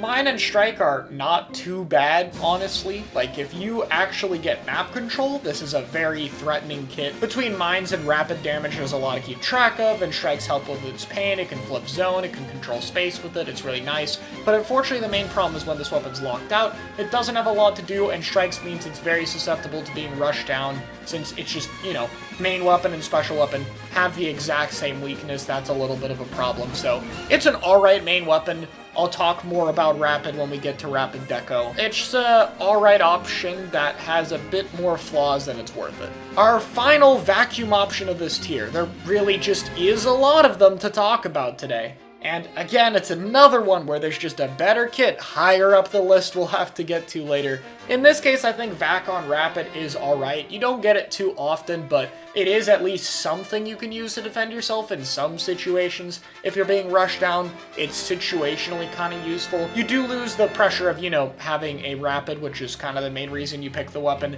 And Mist on it is okay. Like, it can work with the weapon a bit to control space. It's a little bit expensive, but not to the point where you would never use it. So, it's there, I guess. Again, can't think I'd pick this over the other Rapid Pro in any situation, but it's not a completely unreasonable kit to see. Finally, we get to talk about a weapon. We got ink brushes here. Now, ink brushes are a little bit faster. It's something they've gotten in this game. They're pretty good at painting up close. So what's kind of the issue with brushes? Well, brushes' main thing are just kind of the stages they're on. It's very difficult to flank and get behind people, and that's kind of brushes' thing, is being behind the enemy team and living forever, being annoying with their mobility, kind of turfing the enemy base and threatening people consistently, and it's hard to make it that far. And it's also just that Brush does struggle a little bit more fighting as people have gone better and better at the matchup. I think that people have had an easier time just stalling it for a teammate to take it down or swimming away from it and just understanding how to play around what Brush wants to do. And finally, the other factor for them being this low to me is gotta be the kits. Like, I don't think the kits are that bad, honestly. Like, Stamp is a much faster kill option than Brush swinging. Mines are something it can set up when it gets behind people. Splat Bomb is Splat Bomb, and Whale gives it a button to hold forward with as it runs into your base. But none of these are really exceptionally powerful tools by any means. They're not anything that's going to really change how the opponent plays. So I think in this case, between meta, maps, kits, all the different problems kind of just come together to make it a bit more limited. There's a few maps where you could see it. Good brush players are really good at getting behind people and taking annoying positions with the weapon. But I think there's just a lot of limitations here. And both paintbrushes go here as well. Very similar to Brush in terms of the kit problem, nothing amazing here. Like, you either are going to have Missile for just displacement, or you're going to have a Curling Bomb for your mobility, and the other sub and special isn't really something you'd want on it, so its kits are kind of half good in this case. And the weapon does have a lot of damage. It's very annoying to deal with. It's one of those weapons that just, if you don't respect it, it's going to piss you off the entire game because of just how insane its hitbox and damage is. But the thing is, Paintbrush still does have to be really careful, because no matter what you do, that startup is such a huge weakness. There's always going to be that period of time where opponents are going to be able to react to you to try to swim away if they're, spaced decently far enough. So Brush does still have to get pretty close, and I think there's just a good bit of ways to deal with it to keep it at a distance, especially in a mid-range meta, and I just think it's a little bit too slow, all things considered. I think if the startup was just a little bit faster, this weapon would get away with a lot more, but it's just too large of a window where I think it's gonna run into too many problems. Next up is Glooga Dooley's Deco. So Glooga is such a weird weapon to talk about. It's gotten some actual very impactful buffs between its fall-off damage changes and its paint buff, which are really notable, honestly. But I think, unfortunately, Glooga is just a bit of a weaker main weapon than I gave it credit for. Like, its two-shot is really good when it gets into that rolled mode, but its mobility when it does actually have to use its rolls is so limited, and the weapon still, even with its paint and kits, isn't enough to be really flexible. I don't think it should be flexible, to be fair. I don't want to create K52-2 in this game. So it's just a bit of a transparent game plan that I think is a little bit easy to understand from the opponent's point of view, and that mobility weakness can be a big problem, especially when dealing with options like Squeezer or Pen that can stay reliably away from the weapon and get damage on it for others to combo off of, especially AoE weapons that, while they may struggle to get direct hits on the weapon, unless if it's in its, 2-roll end lag, can still get reliable AoE damage. I think the meta weapons just have a lot of options to be able to fight this thing. It does at least have a pretty solid kit.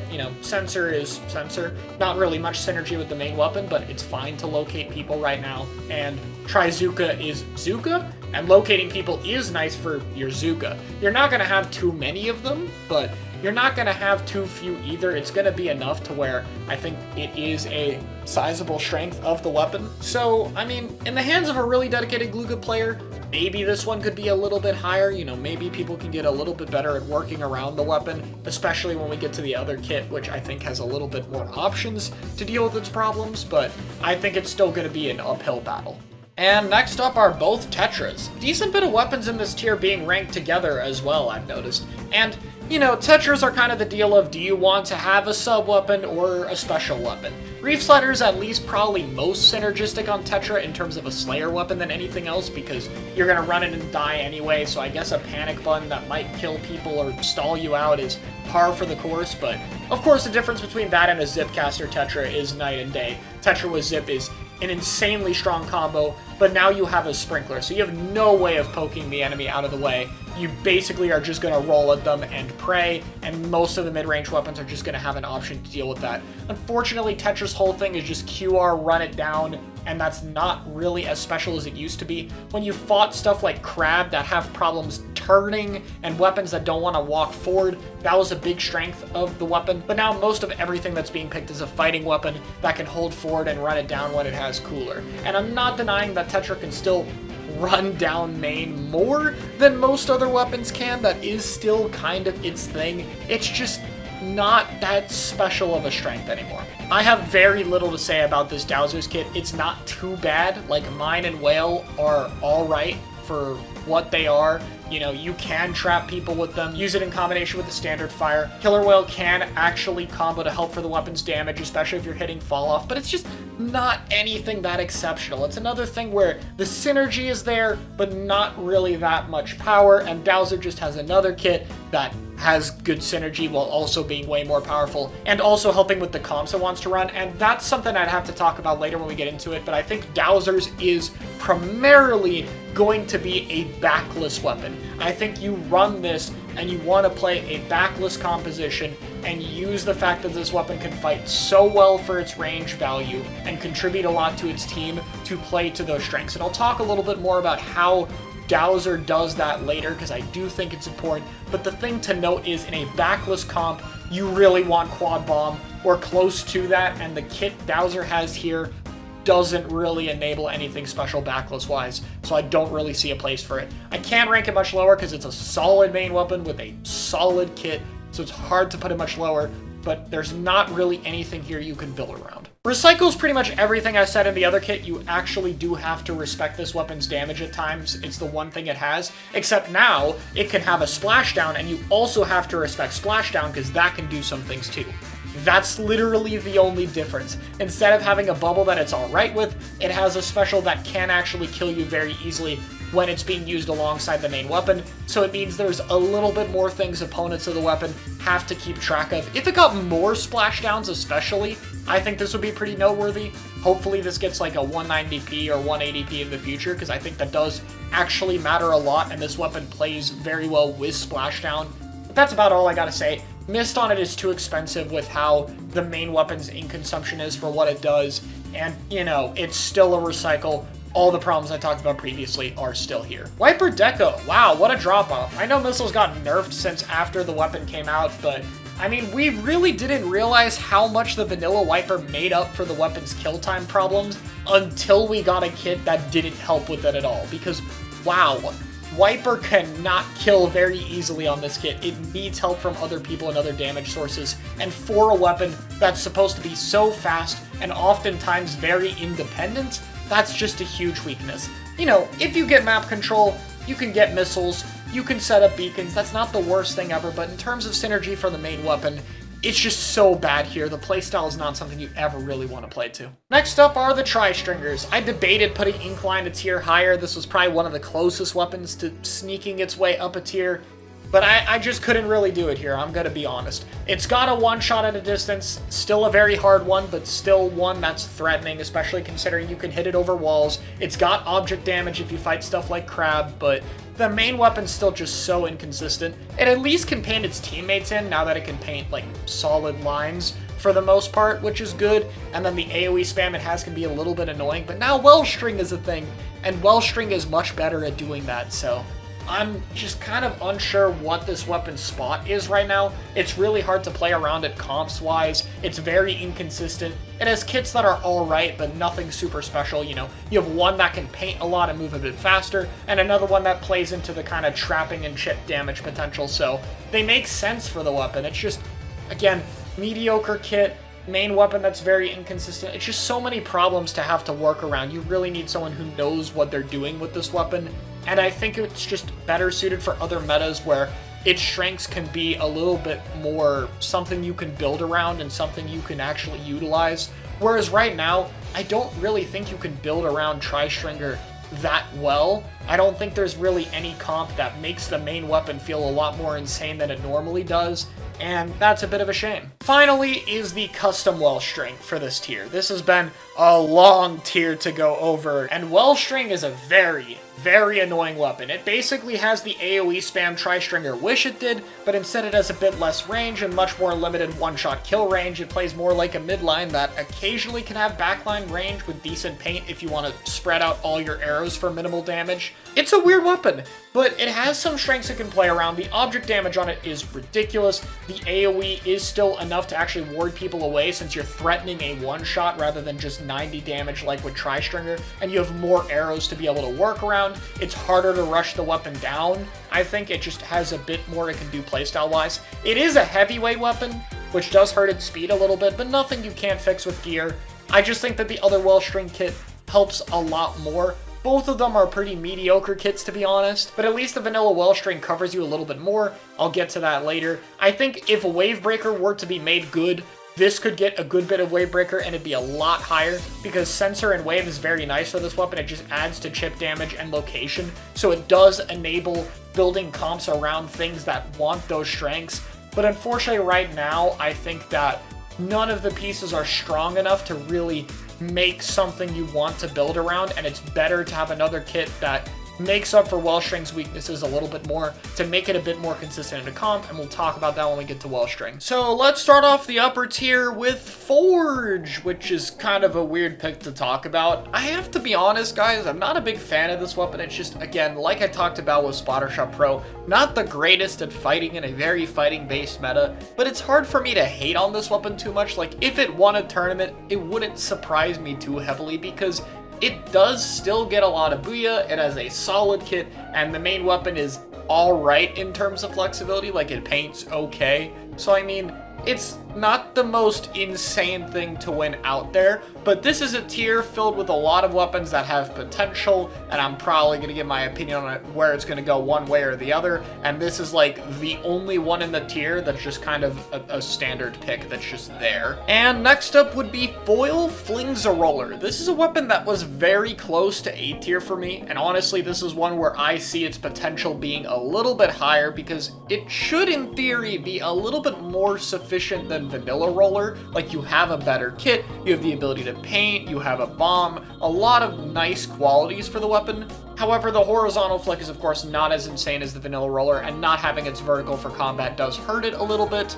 You can get a lot of screen, and screen is amazing for roller sharking specifically, and I think the main weapon is solid. It's just really hard for me to put this higher because I basically never see the weapon, so it's really hard to tell if it would actually have the same potential as Vanilla Roller, or if it does actually struggle a bit more main weapon-wise, isn't reliable enough, and maybe that's the reason we don't see it. But I see a good bit of potential in this weapon. It's got a little bit of cool comp building ideas, so I think there's definitely stuff to test there if you're a fan of Flingza. New Squiffer. So I think that Squiffer here is pretty similar to what I said with Classic, except here you got a little bit more playmaking potential. I think Auto Bomb is a bit better than Point Sensor for doing most of the same job, and Zipcaster on it is really good. Like, it's not as amazing combo-wise, it's really the only thing it lacks. Like, you can partial out of it, but it's not as good. But you still have a lot of mid-range pressure, you can still just zip people up close, and Zipcaster is still just very strong. So I mean, this is just the playmaking potential charger over here, and while I really do want it to be higher, Squiffer is such a cool weapon to me. The difficulty here just seems very hard to be worth it. Like, yeah, Squiffer was good in Splatoon 2, but MPU giving it extra range and paint helped a lot. You got a lot of specials to fall back on, you painted over people very easily if you missed, and of course, the extra range meant that you would oftentimes be able to get an extra shot more often, and none of those in this game is a bit of a problem for it. So I think there's potential here, but I don't think we're going to see anyone really push it. Aha, I totally didn't forget Reflux Deco. My bad, guys. Yeah, this is still here. Sorry, Reflux fans, if you were hoping I was going to put it any higher. That's my bad for forgetting about the weapon's existence. I think Reflux is pretty good, but, you know, I think the other one is the better kit of the two. Sorry, guys. I really do want to believe in this weapon, but it's not going to be the one with the Reef Slider. Like, yeah, you can Zones cheese, but I think if you're going to pick Reflux, I think it needs to be more supportive. I think it needs to be the short-range weapon role of the team, competing with stuff like Neo Splash Shot, T-Tech, Splash, etc., and this is just not the kit to do it. It's definitely not going to be the mid-range Slayer, so I'll talk about the other one when we get there. Anyway, jumping back up here, we got Bamboo Mach 1, and I have pretty much nothing I want to say about this weapon because while I do have a lot to say about Bamboo, I really think the future of this weapon is with Mach 2. I mean, this kit is not bad by any means. Auto and Will both can locate opponents, they both can help with damage a little bit. Like, it is a very standard Bamboo kit that does about exactly what you'd expect of the weapon, but it just doesn't do too much more. And I think the other kit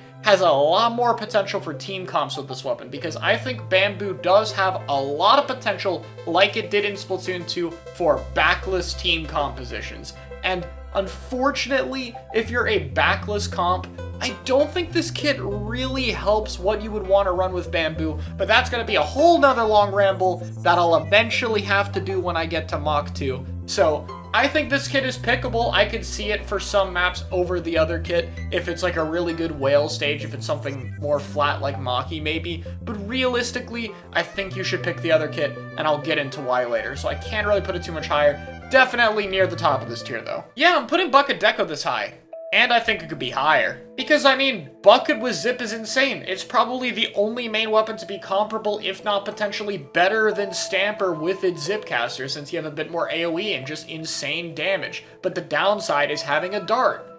And I really debated how much I wanted to heavily weigh this, because it is still 180p, it's not that slow at getting special, but seriously, the Splat Bomb on Vanilla Bucket just does so much for the weapon, and Bucket's whole thing right now is that you can run it and other midlines because its kit is so flexible, and you lose out on all of that for a little bit better fighting capability with the special. It's not the worst trade-off in the world, but it's just not there to be worth it. Maybe if it somehow could get its special faster, it's something I think we could see, but right now Vanilla Bucket is just in probably the best spot out of all of the mid lines right now. Not saying it's the strongest, it might be, I'll get to that later, but it's so flexible to the point where you can pick it with any of the other good mid lines, and this weapon just doesn't have that strength, so it's really hard for me to justify it being any higher, but still, Bucket plus Caster, pretty good combination. Dreadringer, I have a lot of thoughts on this weapon, honestly. Let me get the obvious one out of the way. While this weapon has a lot of synergy with Slider for zones cheesing, including using the bomb alongside it and can combo off it better than anything else,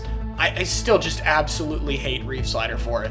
This is not a weapon that wants to go in and die as much. This is kind of a QR fighting weapon right now, kind of like Bucket, and I don't think QR on it is inherently bad, but the main reason the QR on it is being used is because you have a Reef Slider. And like, you can use Reef Sliders and not die with them by doing basically nothing with them, but then you're not doing anything with your special, which is like a bigger problem, honestly. I think the weapon's alright at fighting. Like, it's not as bad as people think. The little bit of range it has over Bucket is noteworthy. Its ability to paint people is good, and it combos very well with other weapons. Like, if this had a real kit like Bucket, you could pick this with like any combination of midlines. You could even potentially do triple midline because of how well it could paint. It would be awesome. But unfortunately with Reef Slider, it ends up being more of a liability with comps than a strength. It really only helps if you need that extra paint.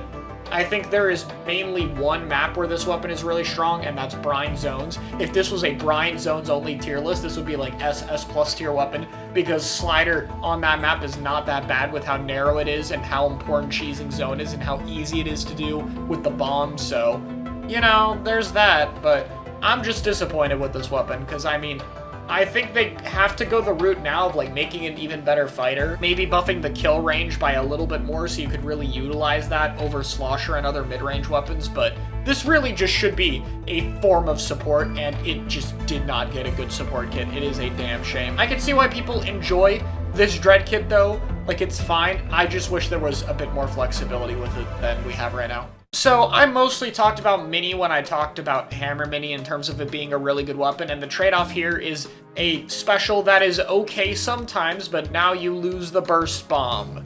Yay!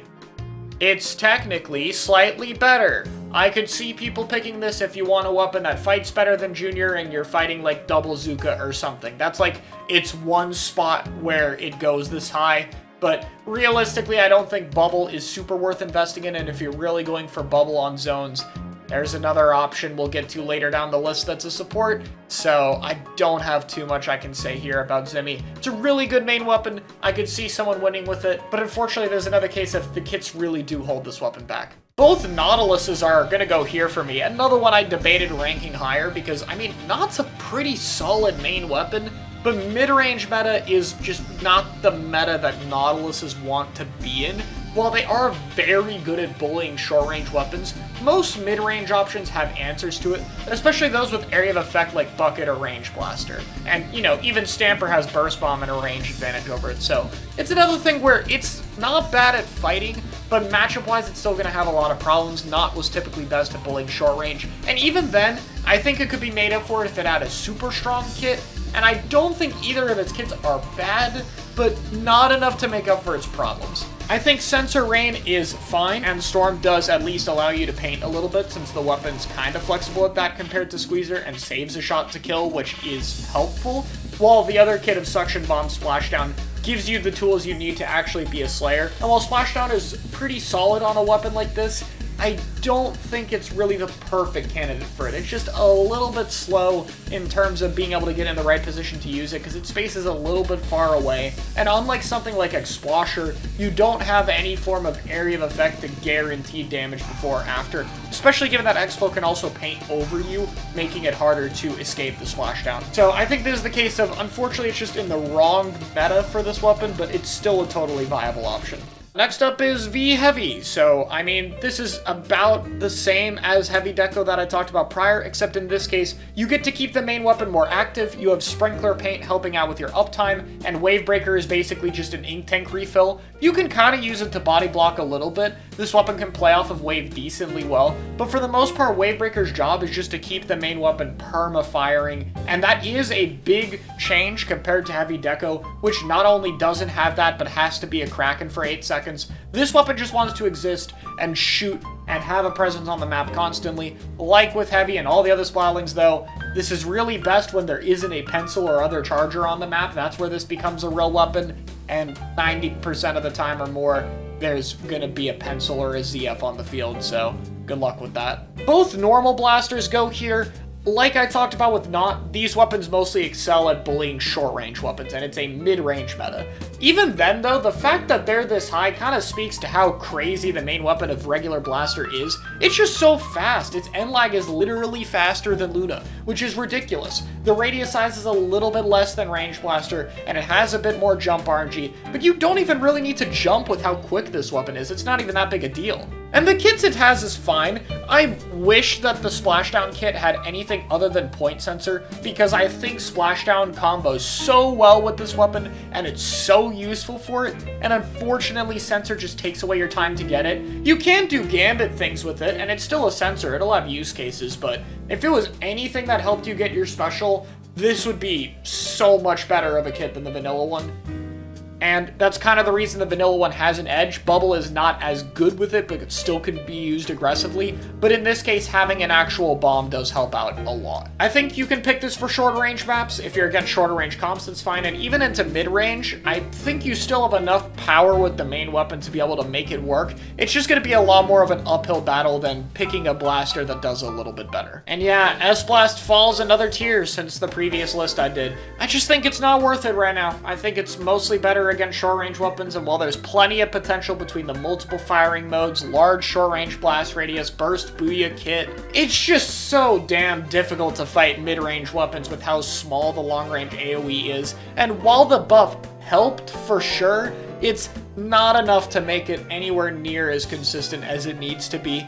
This is a weapon that can probably win in the right hands. It might even be better than I'm giving it credit for. You're committing to such a risky main weapon to be able to get value from it that I think you're going to have a really hard time consistently getting the value you need during a match. I think this weapon needs the burst combos to be more consistent, some form of damage or radius buff, or it just needs to be faster. At least give it the mobility to be able to space around more easily than Range Blaster if it's not going to have that same AoE. I think one of those two could do a lot for this weapon. Yet another double weapon kit being ranked at the same time with Octobrushes, which is kind of weird because in theory Octobrush should be better, and I mean it is, but I can't rank it an entire tier higher. Zipcaster on it is pretty solid. Out of all the short-range Zipcaster options, I think this is the best one because you have fall-off, you have a bit more mobility, and it's just a little bit more flexible than something like a Luna, for instance. And, you know, bomb on it is nice. But I think the other kit is alright. It's pretty good at setting up beacons on good beacon maps. The rain is cheap enough to where you can actually use it, and I think Brush gets decent value out of rain, especially because if you're rolling around, you can heal because of the rain buff. That's really cool. I think the main weapon is solid. It's another more good against short-range weapons type thing in a mid-range meta, but still a very threatening sharking weapon for dealing with ledges or sharking in and just kind of being a weapon that sits there and prevents other mid-range weapons from getting too greedy, kind of like Try will do. However, Try does that while also spamming Fizzy at you when it's not going for it, and this weapon doesn't really have as much of that passive value, so it can sit there and it's something you have to respect and keep track of, but it's not gonna do as much while forcing your respect as some other weapons. That being said, I think it's still pretty good at killing. The rolling, while not as fast as Ink Brush, is still enough to get some value, and the kits on it make enough sense to where, yeah, I could totally see it higher. I'm not surprised when I see Brush do well. It definitely has a good amount of tools. And Parry is up next. This is a very aggressive dually kit, and that's cool. It can do some splashdown things, considering how the rolls can get you up close, but the vanilla dually kit is fine at being aggressive. Like, obviously Crab is a bit more supportive at times, and you use it as an entry tool, but if you're going in and you want to panic it to get 500 HP or some chip damage, you can do that. So I don't see as much of a reason to pick End Parry. I can't rank it super low because it's a strong main weapon with a good amount of mobility, a solid kill time, and multiple ways of dealing with the range disadvantage compared to mid-range weapons, but I just really don't see a reason to pick it over Crab dually. Maybe if you're fighting a comp that super hard counters Crab, but even then I feel like if they're running a lot to counter Crab, that's kind of fine. you can just play around the main weapon. Crab isn't really Dooley's whole thing. It's a very strong gun, so I'll talk more about that when we get to Dooley. But for now, I think there's a bit more potential for fast kill streaks on this weapon, but it's nothing exceptional compared to its other kit. Gloogas. Yeah, I mean, I guess this goes here. I have a really hard time ranking Gloogas. Again, like I talked about, it's very uncommon. I tried to give a good breakdown when I talked about Glooga Deco. The reason I rank this higher is because I think the kit covers its flaws a little bit more. Having Wall and Booyah for a little bit of extra protection, and entry special you can use that's a bit more flexible to paint, and, you know, Glooga playing around Wall is just very solid. I think it's just a little bit more helpful in terms of making Glooga a bit more consistent and giving it more solid of a game flow than the other kit. Like, it's not as good as having a Zooka, obviously, in the special department, but Booyah is still very strong, very flexible, has a lot you can do, and so in this case, I think Glooga goes here. Realistically, I have no idea if Gloogas could be a bit lower or a bit higher. It's so hard to say. This is such a weird weapon that's so underrepresented in terms of competitive play that it's really hard to rank. And that's always been a case for Glooga, but I think I have a little bit more doubts after seeing all these buffs not really change anything, so I'm kind of leaning toward maybe even this is overhyping Glooga at the time being. So remember how I said with Recyclebrella, the thing you have to keep in mind is you have to respect the damage? This is the opposite. You have to respect the shield. The shield can actually still tank for a while. You have to be careful it's not going to get too much value. And the difference is compared to Recyclebrella, this thing has a better kit. You'll get a decent amount of jetpacks, you have a bomb you can use more often, so it's there. I'm not really ranking this weapon with latency as an impact, by the way, same for all of the Brellas, because it's kind of hard to factor that in. So obviously with latency, it's even less worth it, and like, to be honest, I don't think this weapon is really worth it anyway. It has a bit it can do. It's alright against some mid-range weapons when it gets close. Like, it does lose to Range Blaster, but at least if you get in, you can pretty much guarantee a kill. There's some matchups it has that are pretty good, like bullying the short-range weapon of the team whenever you get the chance, but between fighting Pen a lot of the time, Jetpack struggling against so many of the mid-range options, even if it is one of the better specials, and Brella's just horrible damage inconsistencies, I think it's probably only going down from here. This was really close to being in C tier. I just have a hard time ranking a kit like this low. And last up for this tier is Wellstring. So I talked about the previous Wellstring, you know, I think its damage, while annoying, is not as reliable as something like Explo, same for its paint. However, it can still one-shot you with its explosion, so you do have to respect them. It has a decently fast one-shot at a pretty solid range in terms of being able to fight for itself, and this kit, I think, does a little bit more. Mainly just allowing you to position a little bit more aggressively because you can actually use your stamp as a kind of warning to keep people away from you, and Autobomb does a lot of the similar location while still contributing in DPS. Like, you can throw it at stuff like a crab or a bubble to help enhance Wellstring's insane damage, and same for stamp. Like, if you're DPSing something and it's up close to you, you can stamp stuff too, so it does play into this niche of being really good at destroying objects.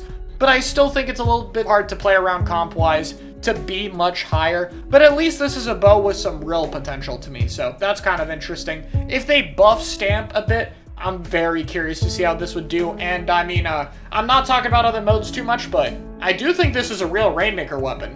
Especially this kit just has the most broken Rainmaker DPS we've seen since like Sploosh 7 and S2. It's pretty ridiculous. So yeah, these were the fake upper mid-tier weapons of this list. These are all going higher, so that's pretty cool. We got a few more weapons to talk about, and it's time to start getting into the high tiers, the weapons we actually see a decent bit in tournaments before we get to some of the best weapons in the game. So let's move to those now. First up, we're going to talk about the Splattershot Junior. This weapon recently did manage to win an Area Cup, which is a pretty impressive result, but I still have a lot of doubts about this weapon. You know, weapons that win major tournaments tend to be in this tier at the minimum, and Junior is definitely one of them here. This is a bit of a zone cheese weapon a little bit, where if it can get a bubble set up close enough to the zone, it can basically guarantee a flip. It's got double bomb, which is pretty useful poking wise, and it paints the map pretty well. This takes up your short range weapon in the comp, and you know, bubble's not a great entry tool, not an amazing special, but but it does have its use cases, and the thing with Junior is that Junior has a lot of bubble, so having a bubble that doesn't get as much value isn't as big a deal. You're going to have it a lot more often, and that's a really big strength of this weapon. So why do I think it's not higher? I think there is two big limitations on this weapon. First up is its fighting capabilities. There's gonna be some situations in the game where your short range weapon is gonna need to be able to take fights. And when that's the case, I think Junior definitely falls flat compared to other options like Splash, Splatter Shot, 52, Zap. The list goes on. This is the weakest fighting capability of those. It can try to stall for longer, but if this thing needs to get kills to clutch a game, this isn't really the short range weapon you want. And two is struggling against strike. Now, there are a lot of ways to counterpick bubble in particular, but I have to highlight Neo Splash is possibly the best one. Neo Splash, since it randomly got 200p back for no reason, is probably the most insane Junior counter in this entire game because it can get more strikes than Junior can get bubbles, which means it can constantly have strike available, it can paint just as well as Junior, it doesn't get out as much bombs, and it doesn't paint for as long as Junior, but it's just too comparable, and with a bit better fighting capability, I think it is just an insanely powerful counterpick option. And considering you can run Bucket alongside that for double strike as a perfectly viable comp option, I think that Junior just loses to counterpicks. I do think it's good at forcing those counterpicks. Like, it's solid against a lot of stronger options like Range Blaster or certain Chargers and Zooka comps, so there are times where Junior is going to force the enemy team to make an adaptation, but the adaptions can shut this weapon down. It does have enough problems to where I can't see it much higher than here. 96 Gal Deco is up next, and, you know, this gets compared with Vanilla Squeezer a lot because it's in that same kind of role. 96 really has two things over Squeezer. The most important one is its paint. 96's paint is not amazing by any means, but it's definitely way better than Squeezer, and it's going to get more specials than Squeezer because of it, and two is Kraken. You don't really pick 96 for the Kraken, but 96 is still the main option to get a decent bit of Kraken, and Kraken, like Bubble, has a lot of limitations, but also its fair share of situations where it gets good value. It's nice against crab comps, it's nice against slower weapons, and it can punish certain things like recall specials if you're fighting stuff like Stamper or any of the various inkjet weapons we're about to talk about. So I think 96 fits a lot better with slower style comps. It's one of those things that works really well alongside Tent. That's the main thing that makes it work, but it's gotta be niche type stuff that builds around the weapon. Kraken, while powerful, is not powerful enough to really boost the weapon that much, and the main weapon's poor strafe speed and inability to combo with a lot of other options does mean it's very limited in terms of what stuff can actually work around the weapon, but I still think it's definitely solid enough to be here. Up next is the Carbon Roller Deco. So yeah, those of you who are waiting to see which one is higher, yeah, Vanilla Roller is going to be higher. We'll get to that later. Carbon Deco has a fantastic kit. Burst Bomb Zooka is amazing for it, but I think this is a weapon that's better on shorter range maps against shorter range weapons, and most of the maps are mid-range favored, and most of the weapons are mid-range favored. Carbon still has tools to work around that. It can Burst Bomb for teammates. It has Zooka to help when it can get its special. Its mobility isn't bad by any means. Lightweight with a decently fast roll, which is situationally useful. And I mean, Carbon can still be very annoying in the right situations, but I think, and I do have to compare this to Roller, Roller has a lot more presence on a map. The extra range it has, threatening approaches more often with curling, and Bubble to actually solidify its position when it's approaching partway through are all hugely important tools for it specifically. So while Carbon has an amazing kit, I think the main weapon is just a little bit more limited in being able to close the gap between it and other weapons. It's still definitely viable, has a lot of solid maps where it's really good on. If you're picking it for stuff like Flounder especially, it's going to be really strong there, but I think it has a few too many problems to be ranked higher than this. So leaders are kind of interesting to talk about. I kind of debated if I wanted to change the placement on these a little bit because, you know, leader has the same advantage it always does. It's one of the most oppressive weapons in the game. It locks down sightlines, and most notably, this is really the only weapon out there that has an actual range advantage over pencil. It's not that much, and with the mobility of pencil, you're not going to use it that much, but bullying pencil out of position is still really noteworthy. The thing is, leader is a respawn punisher weapon that plays around getting very impactful kills when it does get them, and Tacticooler mitigates that a lot. Plenty of the specials have options against charger. Stuff like Tri-Strike or Zooka are good at moving it out of the way. It's still nice against other options, like it can headshot crab, it's one of the better options at dealing with Zipcaster, stuff like that, but it's not really going to shut down specials as hard as it used to, and Cooler does make that a bit more limited. And realistically, I think that leader is just a little bit slow in Cooler meta, and even then, I could overlook all of those things if leader had better kits. But the kits are so weak that I honestly debated moving it lower. Like, Beacon is okay sometimes, but you rarely have the time or mobility to set them up, and while Kraken can help if you get rushed down, a lot of the time you're not going to have someone close enough to you to where your Kraken's going to get a pick, and then the vanilla leader's Mines and Wave are a lot better for the weapon, but Wavebreaker is just not that strong a special right now, and it doesn't often locate people either, which is the big thing leader wants to benefit from. The reason I ended up putting it in high tier is because there are just some maps where leader is really oppressive, and I think if you have this really dominant niche where there are some maps that it's really difficult to deal with your weapon, it's hard to rank it much lower, because like if it's something like Crab Leg and you're going to pick leader, I don't think many people are going to question you. Most teams will probably still pick pencil, it's simpler, but if you got a leader player, you can definitely make it work in the right situations. So you still have to respect what this weapon could do with, you know, the longest range in the game plus a one-shot is still a very scary combo. Tri-Nouveau, how the mighty have fallen. Tri-Nouveau basically has to build its entire gear around last-ditch efforts, sub-saver, charge-up, special power-up, just to try to compete with the other cooler options to get as much cooler as them, or you're committing to being a double cooler team, which you don't really want to do with pencil, so you're going to run like Zap or Edit with Tri, and run some really weird comps. So right off the bat, man, 210 hurt this weapon a lot. But even if we overlook that, even if we pretend that Tri-Nouveau doesn't need all this ridiculous gear and can keep up with cooler fine, Tri just isn't really a support weapon. It still works fine as a cooler option sometimes in the right comps, but the main thing that's going to hurt is that Tri can't actually paint very well. So while the fizzies are going to be nice for pressuring and like getting, you know, total paint output in a game, if someone's striking your zone and you need to paint over them, or you're turfing with another support, or need to get map control quickly, Tri still can't do that. And so that means when you're running it with other things in a comp, you need other things that can paint with it. And because it's already a short-range weapon and a limited paint weapon, it's going to be really hard to build the rest of the comp while having enough range and fighting ability to make up for it. It's unfortunately just a little bit too weak in terms of the comp building department for me to put it higher. Tri is still a very solid main weapon.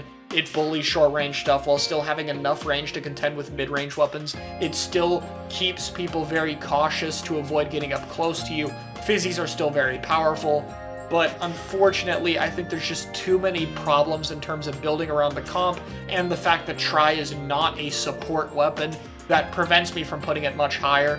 Maybe if some really good double cooler comp appears out of nowhere, like maybe some Tri plus Edit comp can do something, but even then that has a lot of problems dealing with backline weapons given that you have Edit, which really struggles against them, and double cooler, which limits your specials that you can use to actually deal with the range disadvantage.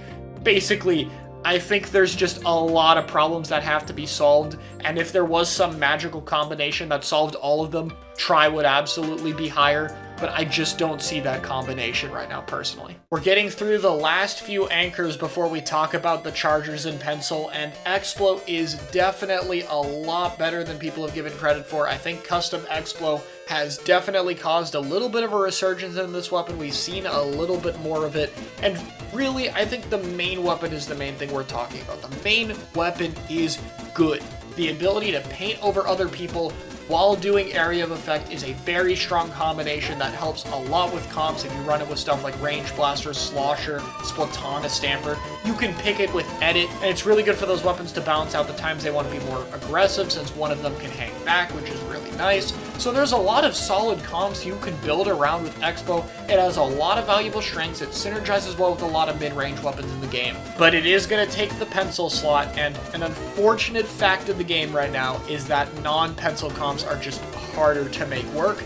And the other unfortunate fact of the weapon, well, two unfortunate facts. It still struggles with getting rushed down. It has a kit to make up for that, and 90 damage is still really threatening, but it does struggle with it.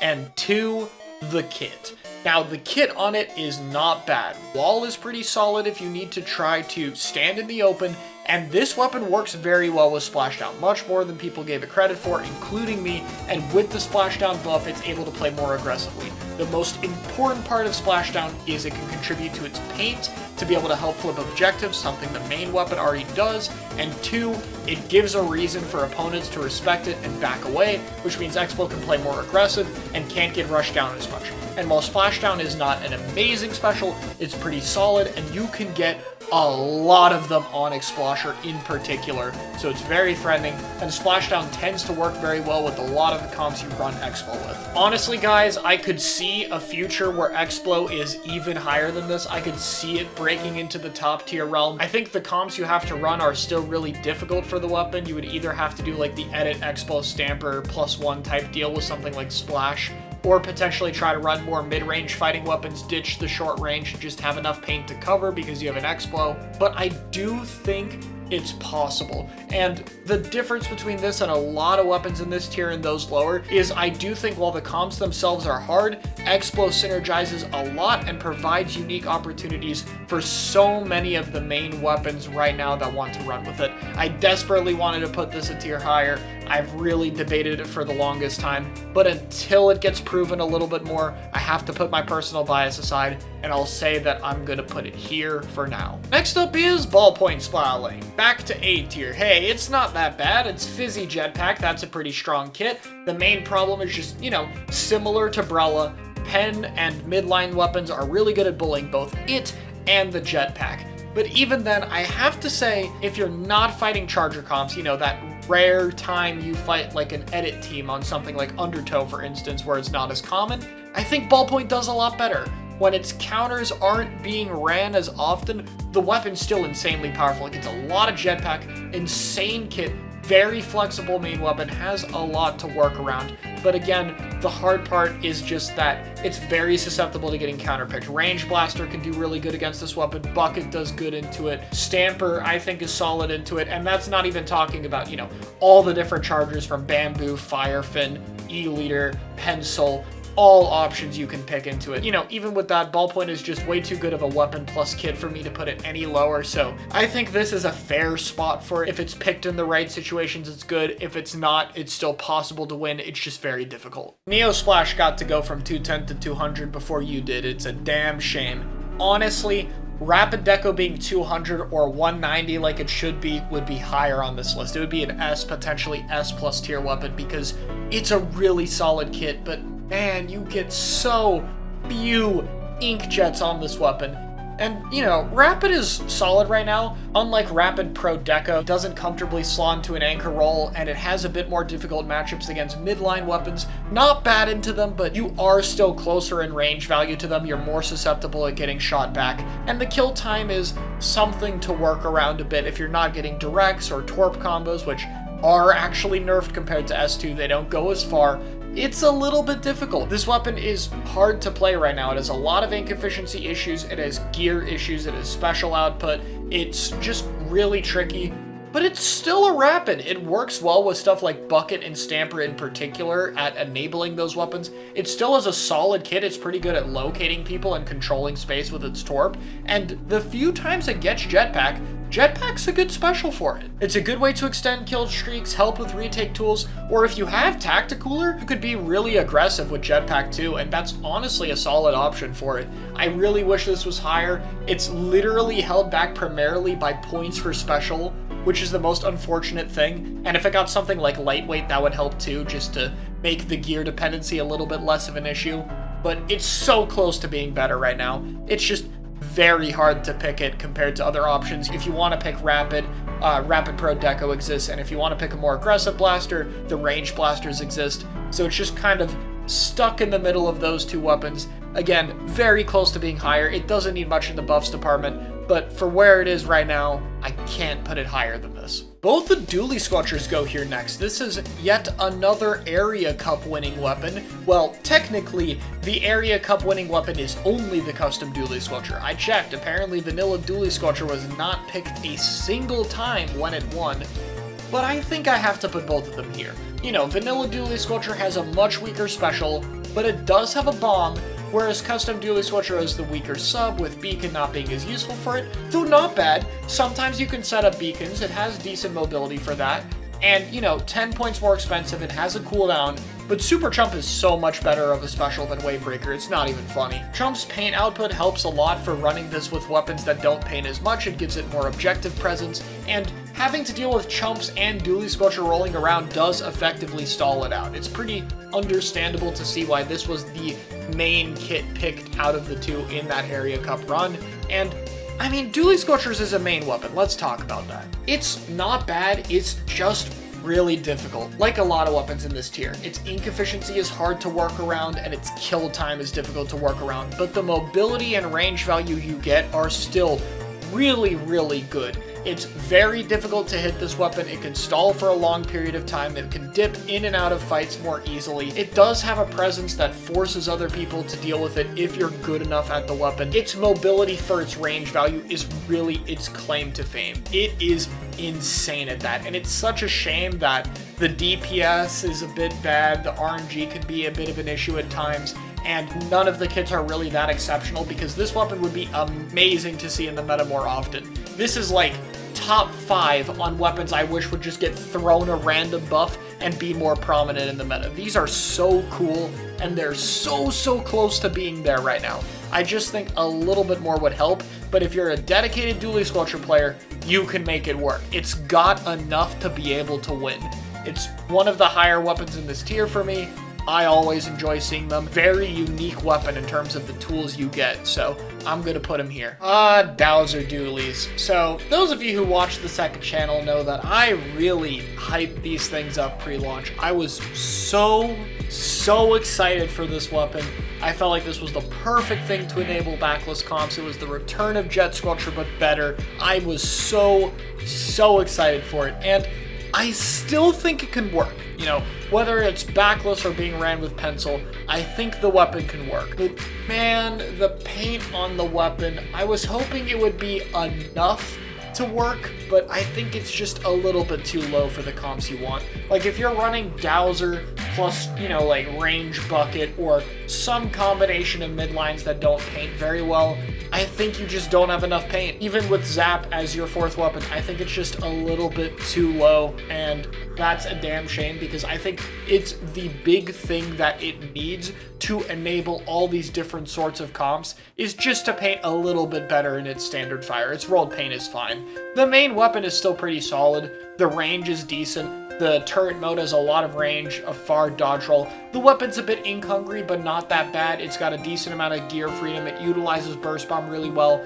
The damage is low, so it doesn't have as many combos as something like Jet Squelcher does, but it's not low enough to be a major issue either. I just wish it painted a little bit better. I'm not asking to make it like Jet Squelcher by any means, but I think it should be enough to enable a bit more weapons, and it's legitimately one of the only things I think it needs. If that has to come alongside 210 Strike or Strike getting a cooldown, that's fine. It should just paint a little bit more. I want this weapon to be good so badly. But anyway, I still think it's here. Burst Strike is a ridiculous kit. The weapon still has a lot of range for fighting. It strafes fairly quickly. It's pretty flexible. It still does work with a lot of weapons. It just needs a little bit more paint than I would like. Like, it's still pretty damn good. I still think it has a lot of potential to do well, and I think especially on longer range favored stages, it does even better. It's so close to being this top tier weapon that opens up the game so much, and I just I desperately hope the next patch brings it just a little bit higher. Again, small painting buff would go such a long way for this weapon, but for now, I still think it's good enough to be up here. Vanilla Tent. I'm putting this weapon here out of like sheer obligation. It's a tent, it's probably the best main weapon to synergize with Beacon in terms of setting them up, and even though it's vacuum, like I talked about with Vac, this is the best weapon to have vacuum because you can at least still have your shield launch up at the same time. You get a decent amount of them. It's 190p on a tent. It's pretty good for that. So, I mean, there's a lot going for it, but, like, it's so hard to justify using this over Sorella tent, which makes me feel like this could, in theory, be lower. But at the same time, it synergizes with the kit too well. The main weapon's too strong. I'm going to talk about it more when I get to Sorella tent because really everything else I want to talk about this weapon applies to Sorella tent. The kit has a lot of synergy with the main weapon. While it's not amazingly strong on paper, I could see why people would pick this on a few map modes. It does actually work very well with itself. If you're gonna pick an Ink Vac, this is your best justification to pick the special. Next up are the Decavitators. We've been waiting to rank this weapon, and, you know, I'm putting this in the same tier. I still think Charcoal is better. I think that jetpack is very important for extending kill streaks or giving you a little bit more flexibility, and I think the thing is with this weapon that I've kind of realized, especially with Charcoal, this is a tent weapon. This is like 96. You need to really pick it with tent. I think that's its best use case. It gives you a shield to get you closer for your charge slash, and it gives you a reason to be able to stay alive longer, paint a little bit more, and play around the specials. And on top of that, wall with it, especially, same for bubble though, work a lot better with a tent shield to set either of them up. But what do I think of the main weapon outside of that? Without tent, it's not unviable, but oh my god, this weapon's speed can be a problem at times. It doesn't have a lot of range to be able to poke enemies like Stamper or even Wiper can, but it does still paint a little bit better than them at least. The main thing is just, it's really tricky to get in neutral, and it needs everything else on its comp to help it get up close, because the thing about this weapon that makes it worth it, you know, outside of paint and pretty solid kits, is the charge slash dash is still pretty ridiculous. Massive hitbox and charge range just is going to net you some insane kills, and even just save you sometimes if you're not using it for a kill mobility wise. The charge slash horizontal combo is still pretty good, and it's threatening. The damage on the weapon does combo very well with other stuff, even if it's not the one-shot hitbox. Like 80 damage will make pretty much anything kill, 40 combos with a surprising amount of things, including stuff like 96, which again, another 10th thing, you can actually run something that works with 96, that's pretty cool. And honestly, most underrated,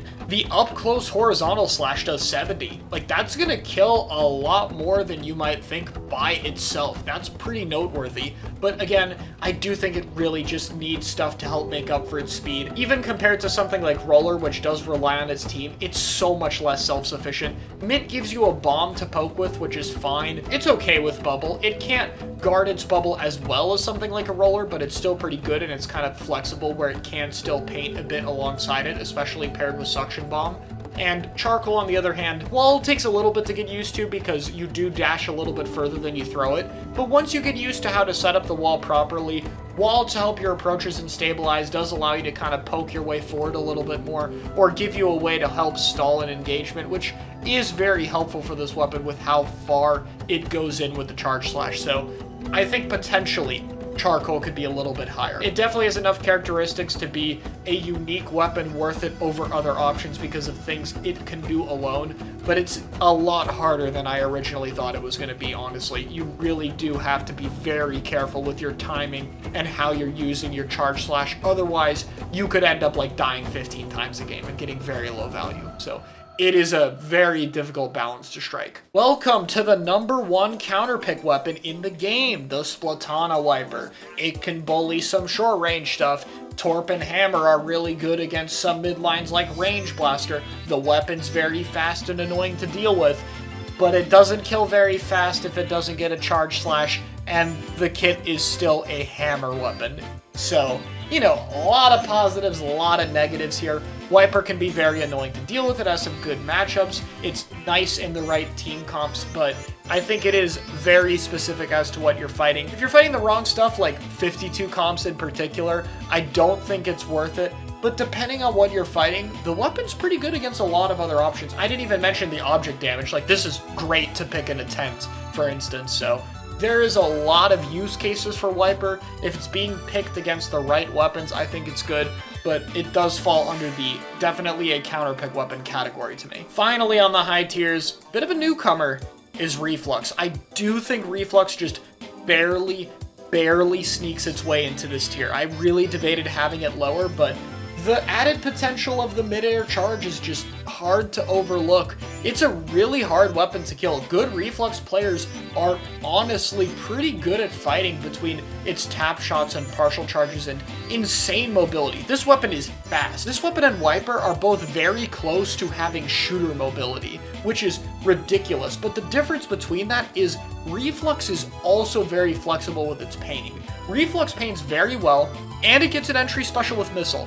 Yeah, it's 210 with the cooldown, but it gets enough of them to justify being in that slot. Like, this kind of competes with the short-range shooters in a way, which I'm not saying it's better than them. It's not going to be better than, like, a Splash or a 52 or a Shot or any of those, but I do think it has reasons worth using. And the main one is missiles. There's not a lot of good missile weapons in the game, and this is honestly by far the best one. If you want missiles, maybe you want the location effect, the displacement, maybe it works with other weapons in your comp, this is what you pick for them. And you know, curling is not amazing, but it's still a lethal bomb, it's still gonna paint the map, it's still something you can threaten approaches with. The main downside of this weapon is really just that it's difficult and it doesn't have that much range. Like, a lot of mid-range weapons are still going to be able to start fights with it before Reflux is able to do anything about it, and it's difficult. You gotta hit a lot of one-shots, you gotta have very good mobility, and that's a tricky thing to keep consistently. I think with the mid-air charge, it has enough tools to be worth it, to where I really want to see a Reflux player win a tournament, because I think it can happen, but it's still on the more difficult side of things. If this weapon just got like a little bit more range or something, I think we would see it a lot more. Just something to make it a little bit easier, give the weapon a little bit more tools to work around. But regardless, I think the recent buff for it did a lot. I'm really excited to see if there's any crazy Reflux tournament runs, because this weapon's got a lot of potential. Unique special, very strong paint, very cool mobility, one shot. There's a lot here, so we'll see what Reflux can do. And we're finally starting to move on to the top tiers. I don't know if I'll classify S tier as a top tier or not.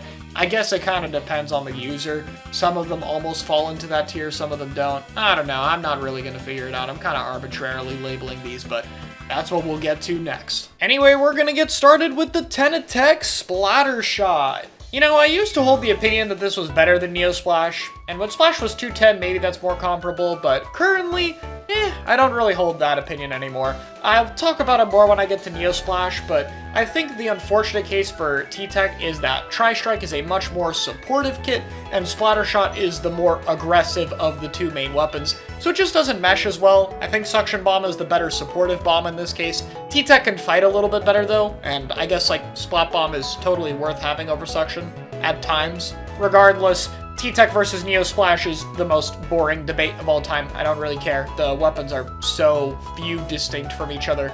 Neo Splash is better. We'll get to it when we get up a tier. So 52 Deco dropped off a little bit since I've last talked about it. Still a very solid weapon, honestly. I just think that the vanilla 52 kit enables the main weapon a bit more. Compared to the other short range shooters, this is a bit more fight heavy. It's still going to be responsible for paint for the other mid-range weapons on your comp, but I think the majority of time if you're going to be running 52, Wall just helps a lot with dealing with other mid-range weapons, and while Whale and Screen are very comparable, I think that Whale tends to synergize a little bit better with a lot of these weapons compared to Screen. I don't think Screen has been as useful lately as it used to be. I think that was a little bit of a phase. It hasn't dropped off too much, but I wouldn't say it's as helpful as people originally made it out to be, so evens out to be about here. If you want 52 with a lethal bomb, then this is your option for it, but most of the time I think you're picking the other kit. So Splat Roller goes here. Talked about it a little bit when comparing with Carbon, but I think the main weapon is just a little bit better right now. The horizontal flick is an extremely reliable up-close kill one-shot. It's just a massive radius that's hard to get away from if Roller gets in, so it forces people to make sure that Roller is not close enough to be able to get the pick on it, which is very threatening, of course. It's like the biggest mind game weapon out there. You have to change how you play a lot when there's a Roller on the map. Vertical flick is amazing under ledges or just helping with the range disadvantage. The Ninja Squid quick super jump style that Roller has is very unique to it and works quite well to be able to get the weapon out when it gets kills so it doesn't get trapped too far in. And the kit enables the weapon a lot, you know? Curling is always good to threaten approaches. It helps paint a little bit. And Bubble on Roller is actually good. You know, Bubble in general, not amazing. Bubble on this weapon, different story. Basically impossible to get into a Roller bubble at all, which makes the special a lot better. Basically, a huge zone of area denial locks the space in control for your team, and that's very, very powerful. It's definitely still much more of a one-trick thing. It can struggle to get in at times. It's not as flexible as other weapons, but Roller is just a very specialist type weapon, and when it's able to do what it's good at, it is incredibly good at doing that, and no other weapon really has this good a sharking playstyle as Roller. Bamboo Mach 2, the main hope for backless comps, in my opinion at least. The main weapon's pretty good in terms of fighting midlines. I've held that opinion for a while. Just the range and quick kill time is really useful, especially on a lot of the flatter maps in the game. But why do I hold this kit so much higher than the Bamboo Mach 1? Well, 1, the power of the kit itself, and 2, the paint. Power is a bit more obvious. Fizzy Bomb is the best sub in the game. I don't even think it's very close, and there are not a whole lot of Fizzy Bomb options right now, so anytime you're able to run one is already a big strength, and it works amazingly well with Bamboo. It can combo for a kill, it can paint, it can poke longer range weapons, so that's already a huge upgrade compared to Auto Bomb. But Super Jump is really good on this too. It's really fast compared to Whale. You don't have to worry about locking onto opponents, so it allows you to move a lot quicker. It provides a lot of paint output, which I'll get to more in a little bit, and if the chumps do hit someone, your weapon becomes a one-shot. Both Fizzy and Chump are also really good with AoE stuff you want to enable, whether it's stuff like Range Blaster, Slosher, or Sword with its burst bombs. It works really well with those, and most importantly, the main sub and special combined provide an insane amount of paint. Bamboo gets like 2k paint almost every game. It's still backless comps, which are going to struggle a little bit against Pencil. Bamboo can be a little bit difficult at times, and Chump is not as strong as other options, but still, I think this is a very good kit, and hopefully some optimal backless composition with it can thrive at one point, because I do really believe in this weapon. I have very little to say about Red Pencil that I'm not going to talk about Blue Pen, which obviously we all know is going to be higher here, so I'll leave it at this. If you're running Red Pen, it's being ran with Zap, against Blue Pen, which is being ran with Shot, Splash, T-Tech, 52, you know, all of those short-range shooters. Is the trade-off of having a pen that can be a little more aggressive with wall and has an Ink Storm, I guess, really worth it over the kit flexibility of the other short-range options that are generally more powerful? No. Cooler is better as the anchor weapon, and so a lot of the time there isn't really a reason to use this, but at the same time, I mean, it's not bad. Rain is not a throw special by any means, it's fine, and if you want your pen to be a little bit more aggressive, I mean, this kit does it. It's not anything inherently bad, like, you know, it's ranked pretty high on this list. I just don't really see very many reasons to pick it, and I think the most common reason you'll see in tournament is, oh, this guy is a Zap player, so we're gonna pick Red Pen instead. Both machines go up here next. Obviously, this gets compared to Slosher and Range Blaster the most. It's kind of in the middle of those weapons. It's flexible, but possibly not as flexible as Bucket, and it doesn't get as many picks or aggressive power as Range Blaster since it got the 5-frame nerf. Little bit overkill. You guys could give it a few frames back, by the way, Nintendo. But anyway, I think that machines right now are alright. They're not particularly powerful at slaying compared to what they used to be, but they're not bad either, and you have two solid kit choices. If you want to be a little bit more supportive, you can use Fizzy Bomb and get Booyah Bomb. It's 220, but you're still going to get plenty because Fizzy Bomb is Fizzy Bomb. And if you want to be a little bit more aggressive or have some location utility, this is one of the main point sensor weapons you could pick. That's good against a lot of different weapons, mainly Roller, which we just talked about. And Zooka is best on these aggressive weapons compared to more supportive ones, and it's 190, so, you know, not that expensive to get it. It's a fine AoE option. Like, if you ran this with Bucket instead of Range Blaster, I wouldn't think too much of it. I don't think it's as good, because I think it's better to spec into the more powerful main weapon right now, but the unique kits of this weapon will pretty much always give it some reason to be used, so I don't think Machine is going to go anywhere. I still hope it gets a few of its frames back, you know, not all of them, but I think it could be a little better than it is now, and it would be fine, so this is where I see it right now. Rapid Pro Deco.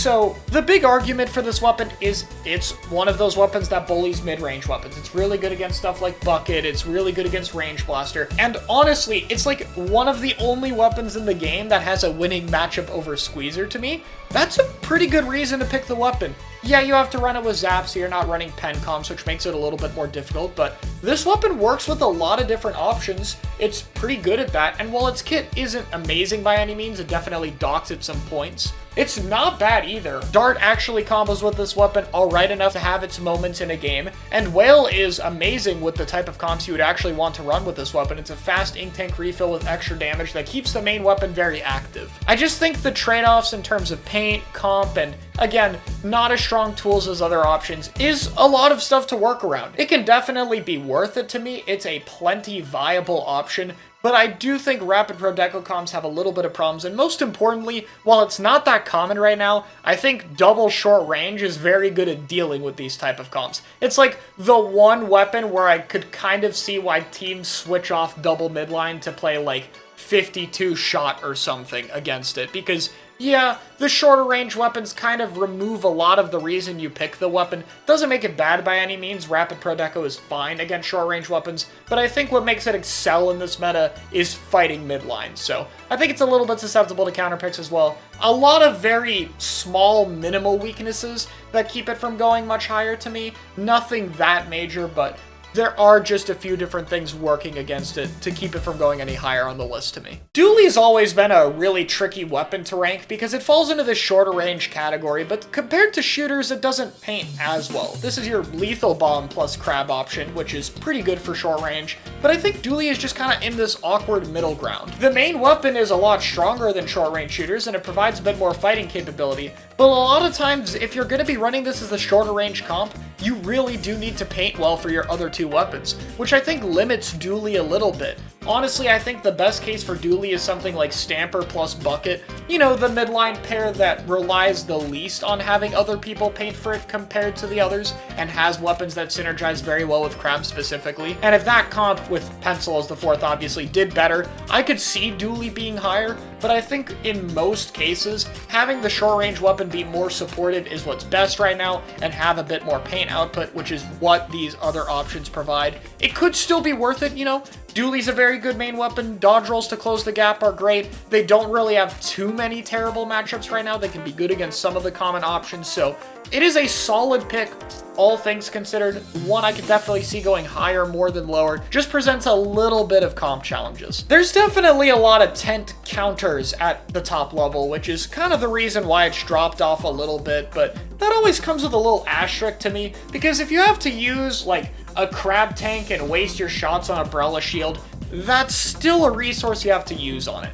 I will say Strike and Zooka are particularly good at killing it. Still not without getting value, you have to use one of your 3 Strike/Zookas on it. But there are a lot of options that deal with 10. You have stuff like Stamper, you have Range Blaster, you have Kraken, Zipcaster, a lot of the different specials in the game. You have stuff like Pen still doing decent damage to it, Gal's Wall. There's a lot of options to have against Tent, but you still have to play around the fact that there's a Tent. A 1200 HP shield that gives access to Ink Mine on the front lines, which is pretty good with its location and chip damage utility, and the fastest Zooka in the game besides Splattershot, one that's actually on a weapon that can use it better, is just a lot of strengths, honestly. So I think Tent comps are still very worth it. If Tent fits into a good backlist composition, it could be even better, because I think it plays around stuff like Edit a bit better than Pen. And while there are a lot of things that could work against Tent, it's still powerful enough to force the enemies to play your game with an incredibly strong kit, so it's hard to rank it any lower than this. Finally, for this tier, Splatana Stamper Nuvo.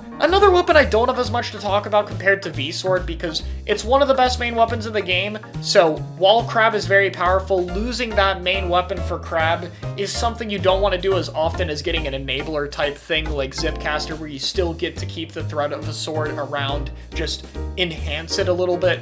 And missed on it, it's not useless. The Charge Slash has a long travel time, so sometimes that works in its favor, and there are situations where you'll use it because the main weapon isn't in line of sight. But for the most part, yeah, it's really just not going to be the same as Burst Bomb. The other kit's just a little bit better, bit stronger of a special and sub, which leaves this weapon really underutilized, but there's only so low you can rank a Stamper with a Crab. So I'll talk a lot more about the main weapon of Sword later, but that's where I'll rank it for now. This is ProChara, who has currently just finished editing everything you've seen here, and like 2 to 3 weeks have passed since scripting, and so there are some adjustments I've wanted to make as the meta's developed further, so we're gonna real quick speed run a few changes. Some things going lower, some things going higher. I'll try and make it quick. First off, special section. I think I was a little bit too hype on Splashdown at the time, and I'm just gonna put it down here. I'm not gonna drop it a tier, but I think it being ahead of all the displacement specials was probably overkill. It's still good though. I'll bump Wall up slightly. The more I play against Squeezer, the more I think the sub is really good given the current meta. Like I said when I talked about it, there's not as many bombs or weapons that can shred it. Stuff like Neo Splash is starting to run Object Shredder just to have suction to deal with the wall better, so I think it deserves a little bit more credit. Custom Wellstring actually did pretty well in an area cup like today, and I think it's been more clear that the kits are kind of even with each other, so higher potential of Wellstring was probably accurate. This really can maybe go higher, and I think at least what I want to do right now is put Custom Wellstring on par with the vanilla kit. Speaking of area cup stuff, I think I'm going to put both Tetras higher as well, as QR Rushdown style comps are doing better in a Pen Neo Splash since it can kind of run over a comp that has more stagnant rolls, so that deserves more credit as well. Another thing I wanted to change looking back was Dapples, because while I do think they have a lot of problems between range and kits, the main weapon is just really good in my opinion, and putting it all the way down in D tier for that was probably a bit overkill. I think Dapple Nuvo is better, but I have to put both of them higher if I'm going to move them up. I think I was overhyping Bamboo Mach 2 a little bit. I still think it's pretty good, but it's been relatively unproven, and mostly I think Chump's long cooldown has hurt Bamboo Comp's ability a little bit, so I think it's fair to drop it down one here. And as much as it hurts to do this, I'm going to put the leaders down one as well. They've been basically non-existent for a while, and I think the more the meta develops, there's just more and more options to deal with it, so I really think it's not worth it over Firefin even more than I previously did. Sorry, leader fans. Reflux down one. Between more rushdown style comps starting to enter the meta, as well as Reflux's fighting capabilities being a little bit difficult to prove, and the cooldown on missiles being a problem for similar reasons as with Chump, I think putting it in A tier was a little bit overhyped. Let's end this with moving something up. I think Wiper goes up a tier. The stuff that's been counterpicking are more common, and rushdown style QR comps being played a little bit is good for Wiper because Wiper is a rushdown QR style weapon, so I'll give it a tier higher. That's all the adjustments I have, kind of just net neutral between stuff I moved up and stuff I moved down, but this feels a bit more accurate. Alright, let's get into the top tiers. Alright everyone, here we are. How do we start this tier? How about with Splattershot? Not at the very top this time because the short-range shooter category has a lot of competition. Now that we've gotten this high on the tier list, we're mostly not just going to be hinting at the main comps, but talking about the main team compositions, which this weapon competes for the short-range shooter role. This weapon provides a few things. One, it's the consistent up-close paint of the team. 2, it provides reliable poking capabilities. And 3, a special to just help make things happen, whether it be through kills or paint. The best way to look at short-range shooters right now is as the support of the team. I know that's kind of odd because it's not the cooler weapon, but think of it like a K-shot, I guess. The mid-range weapons are the strong fighting ones, for the most part. So how does Splattershot fare into things? This has been the standard pick and used to be the most popular, though nowadays it has a lot of competition. Splattershot is a very standard main weapon. Compared to the short-range shooters, it provides the most flexibility. The main weapon is a little bit better at fighting than stuff like Splash and Zap, but doesn't provide as good supportive capabilities as those two, and isn't as strong as fighting as something like 52. Its ink efficiency is pretty solid, it has a standard suction bomb, which we're going to be seeing a lot of in this category, and the specials are the main way that all of these weapons are different, in this case being Zooka. While in my opinion, and besides cooler because it's kind of its own thing, this is currently the strongest special in the game, it is primarily a slaying special. There are times where Zooka won't get consistent value, and there are times where it's not really what you need from this weapon's role. In addition to that, Shot doesn't get anywhere near the amount of Zookas it used to back when it was 190. It being 210 doesn't make it slow at getting Zooka by any means, but there are options that get specials faster. It isn't a special that provides paint. With all of that being said, if you want a short-range shooter to be the most flexible, this is your best pick, and that flexibility is important. Yes, this should not be the weapon that has to play for kills most of the time, or shark in, or get clutch kills with its special. I agree on that. However, sometimes in a match, things don't go perfectly. Hard to believe it, I know. And this is the weapon that is most likely going to be able to cover for teammates when something goes wrong. And so I believe that flexibility, while not making it the best option in this category anymore, is still incredibly important and valuable, making it a reliable option. So now that we've established the baseline, what's next? Well, the vanilla splash, the old meta for this role. We used to have a lot more splash than we have today, but nowadays, splash still provides a lot of strong attributes. The main one is paint. This weapon has some of the best paint for the support category. While it doesn't have the paint range of 52, it has very consistent paint for turfing over areas quickly and getting a lot of specials. Especially nice when holding zones or trying to paint over something like Tri-Strike. In addition to that, Splash is the only one of these options to have access to Burst Bombs, and Burst Bomb is very powerful with most of the midline weapons we have right now, as additional chip damage and the ability to support your team safely without being put in much risk is a very valuable attribute. And while it doesn't paint as well as Suction Bomb, the main weapon's painting ability often makes up for it.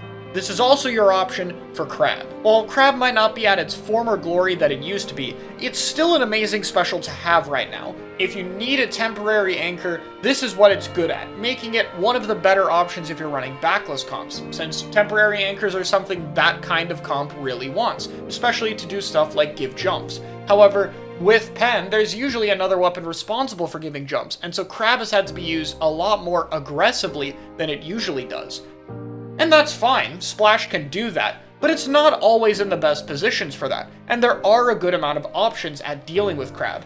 I don't like to pretend that these options mitigate Crab, because if you have to Zooka a Crab or strike a Crab or whatever, it's still going to take a lot of time to melt through that mech, and it's also resources that you're not using on its teammates, which means it still gets value. But compared to other specials, this one has the most options to be able to deal with it out of the weapons in this category. Which means I think its two main claims to fame are backless or anchorless comps, for those who haven't understood what I meant by backless this whole time, or two chip damage heavy comps, meaning your combination of midlines is two of the three Range Blaster, Bucket, and Splatana Stamper. I don't think this weapon is really as worth it with Squeezer. If you're gonna play around the chip damage capabilities of Burst Bomb and Crab Tank, you need to have an entire comp that takes advantage of it to be worth it over other options. I think this is a bit weaker than Splattershot right now personally, but it does have the right comps where it thrives. Next up is 52 Gal. So this weapon kind of breaks the rules of this role a little bit. It's not supportive in the slightest. It does still have the paint to allow it to function as this weapon,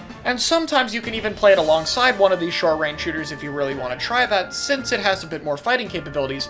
But the idea behind this weapon is just to have a comp that's going to sacrifice more of those consistent entry tools to give you a short-range shooter that can really fight. Wall to be able to stay in contest space, and Whale to act as an entry special that's primarily better for your teammates than it's ever going to be for you. I think that while 52 can work right now, it's more difficult than people give it credit for, mostly because of the tools you're lacking in a comp. Either you're gonna be sacrificing one of your mid-range weapons, or you're gonna be sacrificing the short-range shooter tools that make your retakes more consistent. You're relying a lot more on mechanical skill and having powerful main weapons to be able to make things happen, which is gonna be less consistent than specials that brute force their way through things more of the time. I still think it's absolutely worth it in the right situations. It's hard to understate how much better of a main weapon 52 is than most of the other short-range shooters.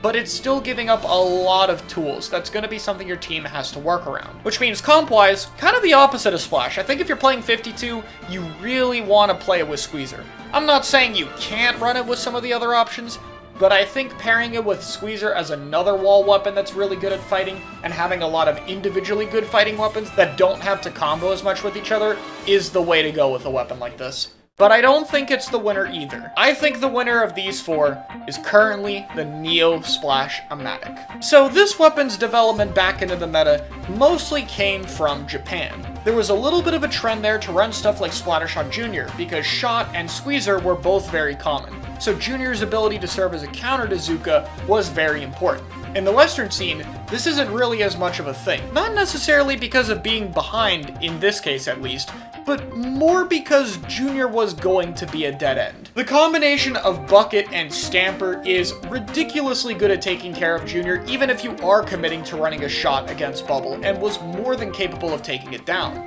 But in Japan, there's a lot more of Squeezer, which does actually struggle a little bit more against Junior, and not as much of the Stamper-Bucket duo. So instead, a new answer emerged, the Neo Splash-O-Matic.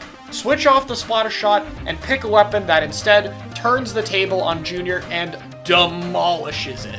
With a decent last-ditch effort build, you can have plenty of bomb spam to keep up with it, and you have a main weapon that's much more flexible and capable of fighting compared to Junior, meaning you have much less of its weaknesses. And having strike spam has another advantage here.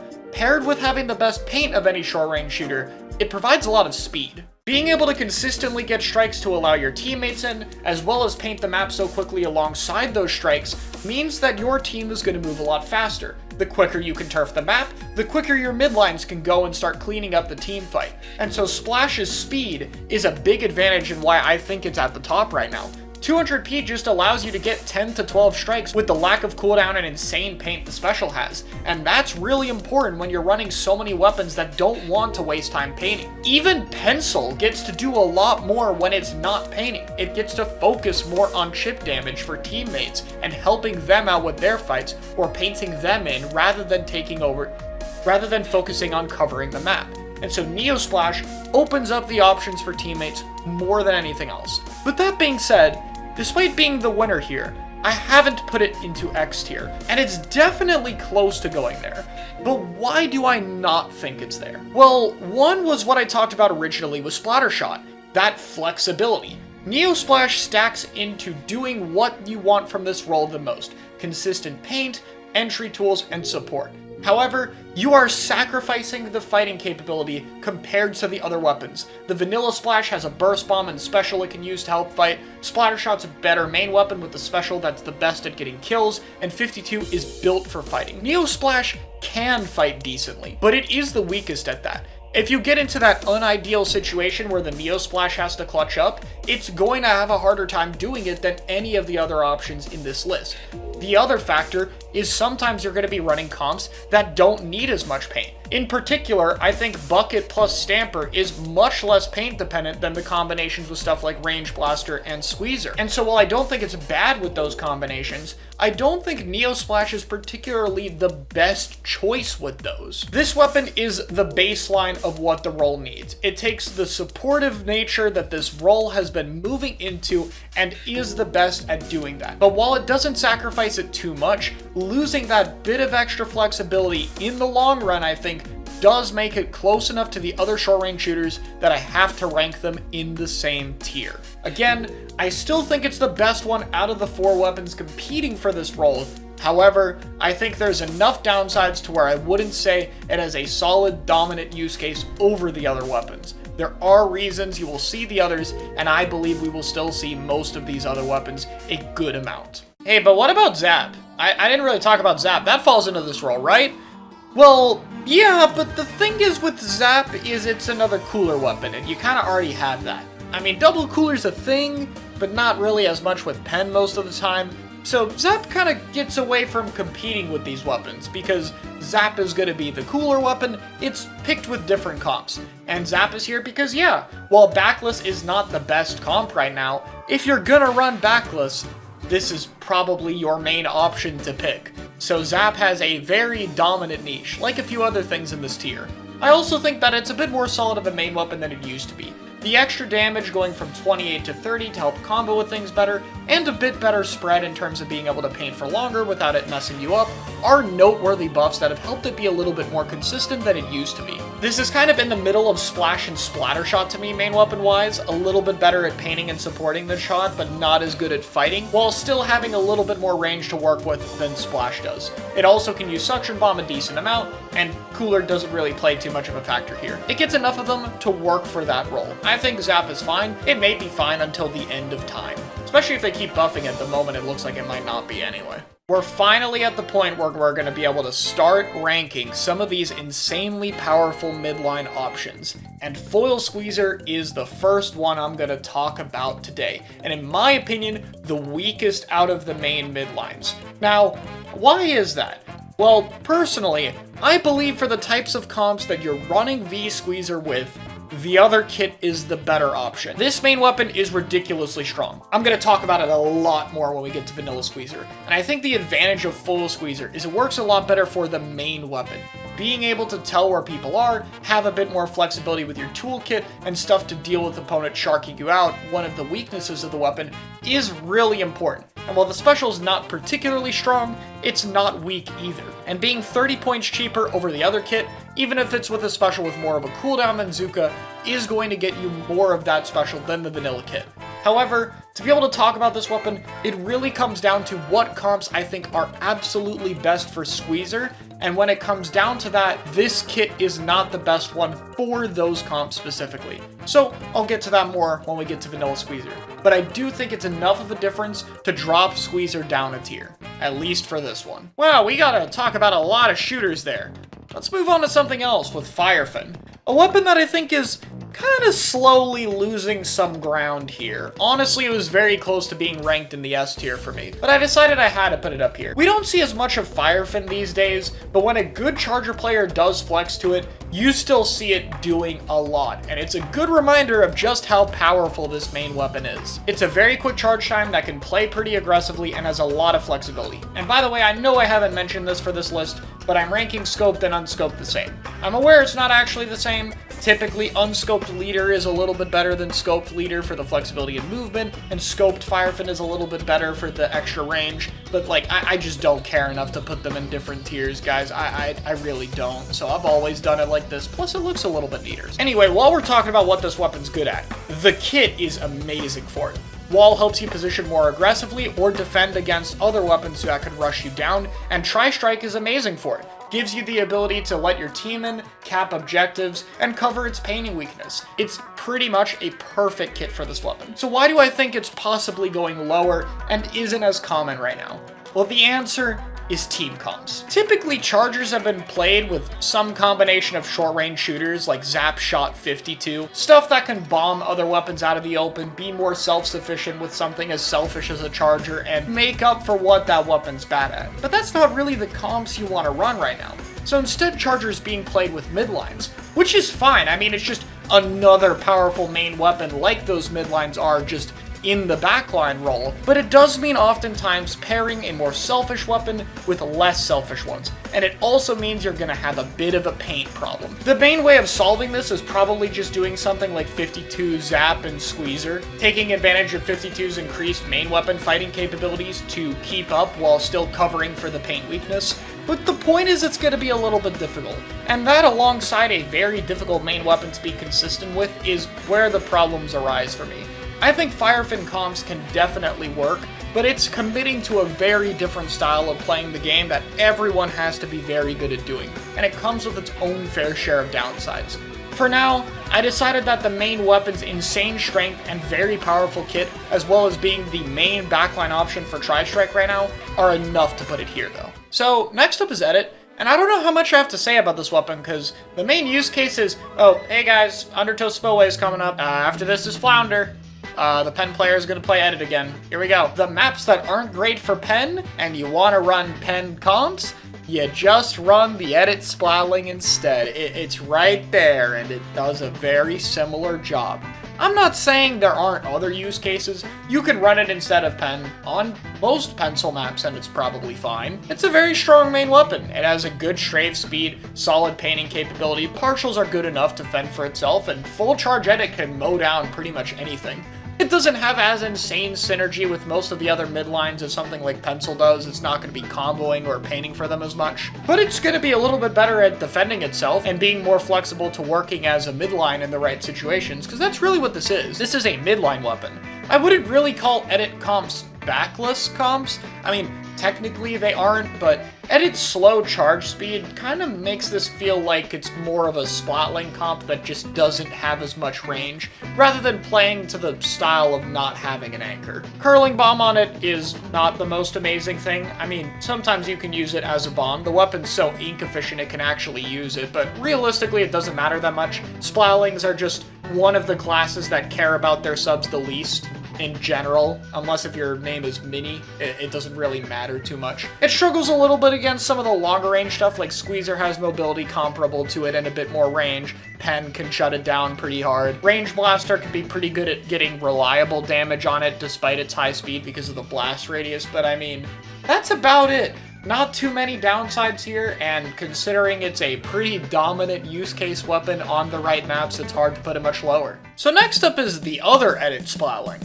And this one's a bit more odd to talk about because this weapon's role isn't really that clear. You know, it's too slow to run it alongside Pen as a mid-range crab option. Add this with Stamper Nouveau to the list of unfortunate mid-range crab options that really seem like they would be picked more than they are right now. Hey, I mean, Stamper Nouveau would be a lot more picked with backlist. And I mean, Crab Edit in theory is fine for backlist, but again, doesn't really feel like that style of play. It's kind of its own thing if you're running Crab Edit for that. But that being said, I mean, running Crab Edit as your long-range weapon isn't too bad an idea. You could play this alongside something else with a decent bit of range, like Stamper, and allow Edit to be more aggressive. You got a bomb that's a bit more valuable that it can use, and a special that helps keep up the weapon's uptime, which is kind of the main claim to fame for this weapon. You can basically just shoot the gun forever, get a crab, shoot the crab, then keep shooting the gun, and practically never refill your ink tank, which gives this weapon insane paint output and incredibly low downtime.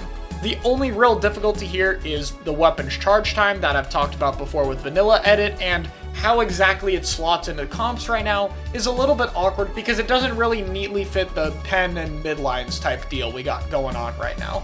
But I mean, it's still a really good main weapon paired with a very strong kit that synergizes well with it, so I think there are still definitely comps that can fit this weapon in somewhere and it'll totally work out just fine. So yeah, I'd rank it about on par here. If you're gonna run a comp that allows the weapon to work, which there are plenty of options utilizing good weapons right now, it's totally worth it. Crab Edit, cool. Last up for this tier, and the next of the main mid-range weapons to talk about, is Range Blaster. And I know there's a big debate right now on which Range Blaster is better. Which one is gonna be at the top? And the answer is probably CRB, but I don't think the difference is like enough for a tier right now.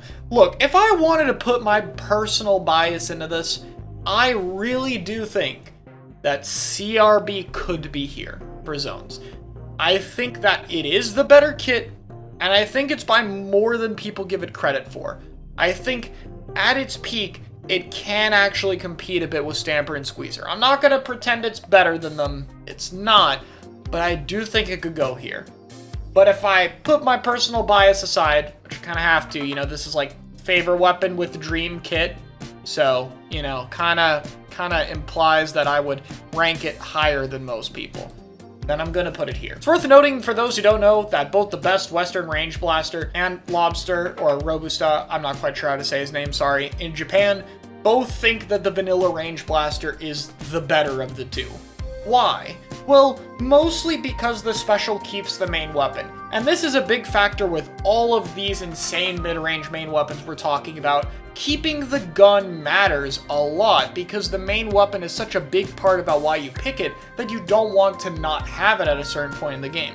That has been the main argument. It's also something that was used against Stamper. Like, people go, aha, of course Stamper Nouveau wouldn't have been the better one because you're trading away the sword when you have to use Crab Tank and you won't be a sword for 8 seconds.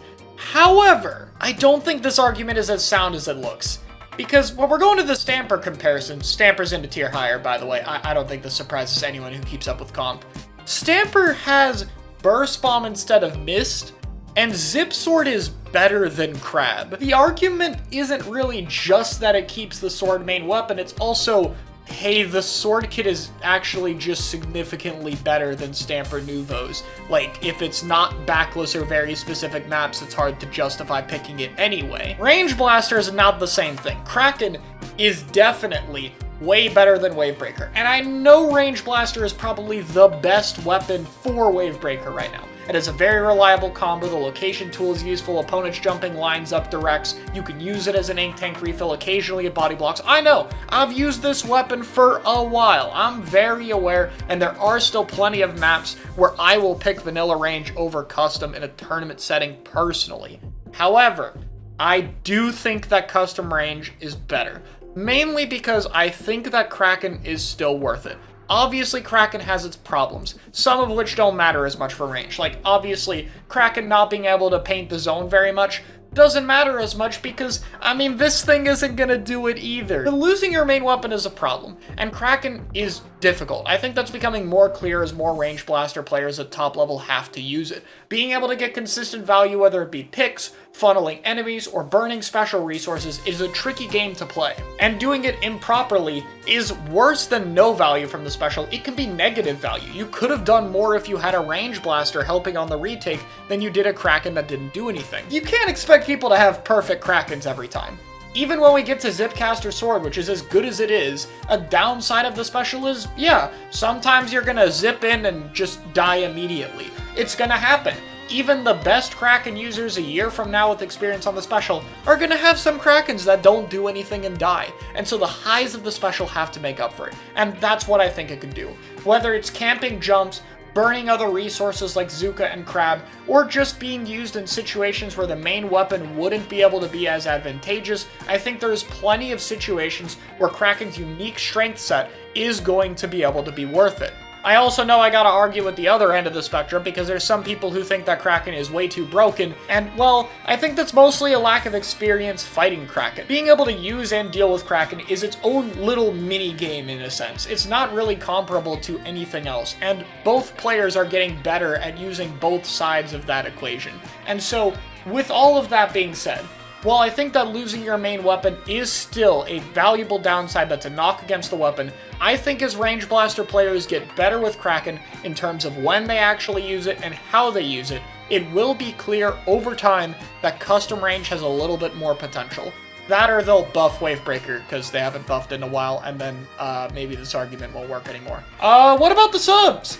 I think that Splat Bomb is good as a get-off-me tool, but I kind of forgot how much its lethal radius got nerfed between Splatoon 1 and now, because it's not as good at that anymore. I would say the subs are about the same. Suction paints a little bit more, Splat Bomb has a little bit more immediate impact. Both of them are very expensive and therefore difficult to use when you don't have comeback active anyway. So I think the difference is basically negligible here, which is why I spend so much time on the specials. And that reminds me, I haven't even really talked about the gun. Range Blaster's mid-range AoE is just really good in this meta. There was a time in Splatoon 2 where Vanilla Blaster was good, and the main reason was because it just bullied everything short range that was picked, from Brellas to dualies to shooters. And this is just the same thing but mid-range. Range Blaster's AoE is really good against pretty much every mid-range weapon. Even stuff like Squeezer that probably wins the matchup with its better range and mobility still has to respect Range Blaster anywhere it can actually play around its angles, not to mention the direct factor for Range Blaster. Even if you do get around its spacing requirement, it can hit clutch directs. It's not going to do it all the time, but the best players at it are going to do it a decent enough amount for it to be a notable strength. And it's going to mean that players have to be a little bit careful what they do when they get close to the weapon.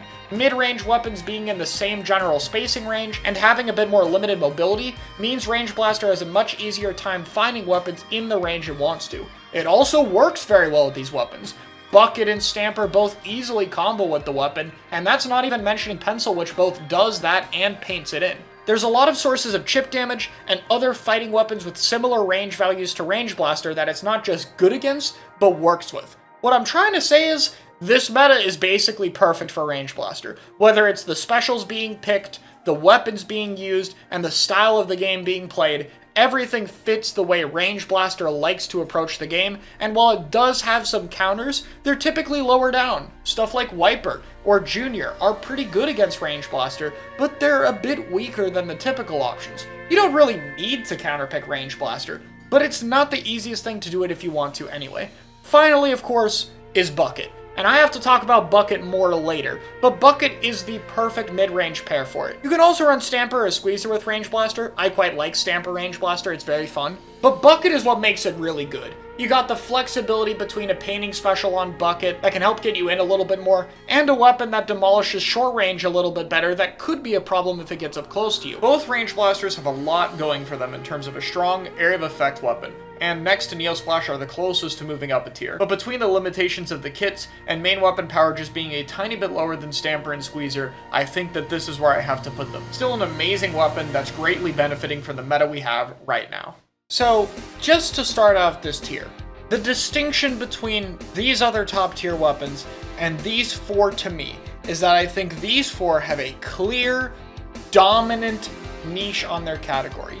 I think that there is nothing you can pick that does anywhat comparable a thing to what these weapons do. That's why I'm ranking them up here, because I think they're the absolute best at what they do. When we talk about stuff like Full Squeezer, I think there's a better option for Squeezer comps. When we talk about Range Blaster, I think there is a better AoE option in the game. When I talk about Edit Splatling, I think there's a better backline cooler. These are the best at what they do. So let's talk about them one by one. Can we just get the obvious one out of the way? Like, we all know where this weapon is, guys. We've all been so familiar with Pencil being up here for as long as it has. I don't even have anything to say about it new, really. Like, I've tried to spend the time given to me by this added format to talk a lot more about these best weapons and how they work, but I don't really have as much to say about Pen. Its cooler output is 10 points lower than it used to be. That's like the only difference. It combos with the mid-range weapons, it paints them in, it covers the range value, it works to put the cooler option on a consistent weapon that doesn't have to worry about dying as much. It does it all. We all already know this by now, so I don't have as much to add. It is the centerpiece in a lot of these comps that allows them to work. It gives you a backline that provides cooler, that provides paint, that provides chip damage for its team. These are the things you need to enable a lot of these comps, and Pencil is the weapon that lets it all happen. So that's the only one I don't have a lot to talk about. Let's talk about Bucket. So there's a lot of powerful midlines. The last two weapons of the game are some of the other ones we gotta talk about. But Bucket does something special. Bucket avoids the competition. There are exceptions to this, but for the most part, your midline composition is going to be Bucket plus the other one. Bucket plus Sword, Bucket plus Squeezer, Bucket plus Range Blaster. It's always going to include the Bucket. There's exceptions to that. Range Stamper is fine, particularly with CRB. Maybe that's the main combination that could take over Bucket one day. And Squeezer Stamper isn't really the best thing to overlap on, but there's some stages that are probably good for it. Why on earth is Bucket so much better, though? What does Bucket do that makes it the perfect teammate for the other mid-range weapons? A few things, actually. The first one is the kit flexibility and special output. Now, Squeezer doesn't get a whole lot of special, Range Blaster doesn't get a whole lot of special, and those specials aren't super consistent. Stamper gets a special that has the power level, but is a little bit more inconsistent. Bucket is the only one to get a consistent entry tool it can get pretty easily, and most importantly, also paints. I've talked a little bit before about how Pen and Shot, Splash, all of those are meant to cover the painting weaknesses, but Bucket's there too. With the strike output it has, it's going to be outputting enough paint to help cover for this weakness itself. And in addition to that, the main weapon is possibly the most flexible. You don't have the long range damage combos of Stamper, the AoE of a Range Blaster, or the, let's just say, modded in stats of Squeezer. Like, yeah, sure, 1 frame slower kill time, Splattershot Pro, more range than all of the other mid-range weapons, and perfect jump RNG and Splattershot mobility. Yeah, that wasn't a mistake at all. We put that in intentionally. But what it does have is consistency. It is a giant 70 damage hitbox that doesn't care about spacing as much. You can hit it at mid-range, you can hit it at short range, and it's going to do that reliable damage you need from this weapon to ensure that fights are being cleaned quickly and that it's going to be consistently doing what it needs to. It's going to take care of any form of angle and obstacle as well, which is really important, particularly with Stamper and Squeezer. Those weapons don't have AoE.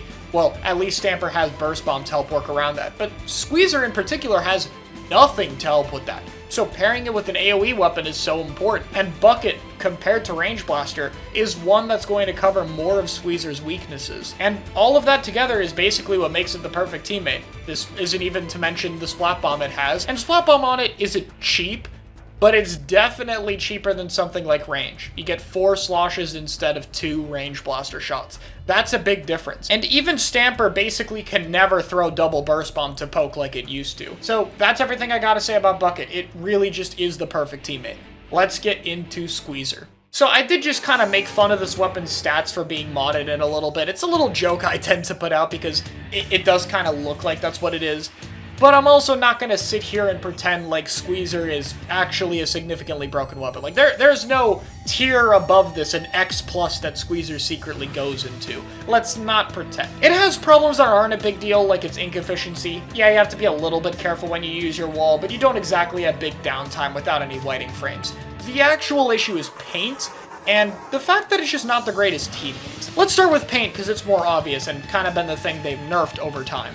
Squeezer is exceptionally low paint. I know when I'm out painting this weapon in the shooter category with a range blaster that its paint is a problem. So it definitely falls into the category of mid-range weapons that desperately need things to paint the map for it. That's a pretty simple problem. The other one is comps.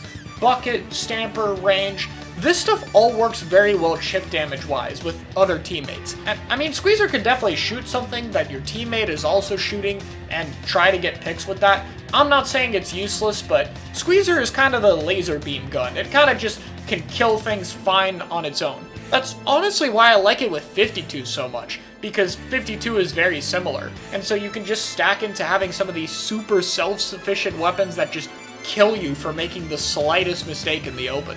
Well, this isn't really one of its main weaknesses to me. I guess lack of AoE is something worth noting. I mean, you can pick weapons that cover for it, but Stamper does have tools to work around its lack of AoE, between its ledge camping, vertical flicks, or burst bombs. Squeezer doesn't have that. And finally, of course, people bring up the special output. Yeah, 220 Zooka, no lethal bomb, weapon that doesn't paint a lot, you're not getting a lot of Zooka.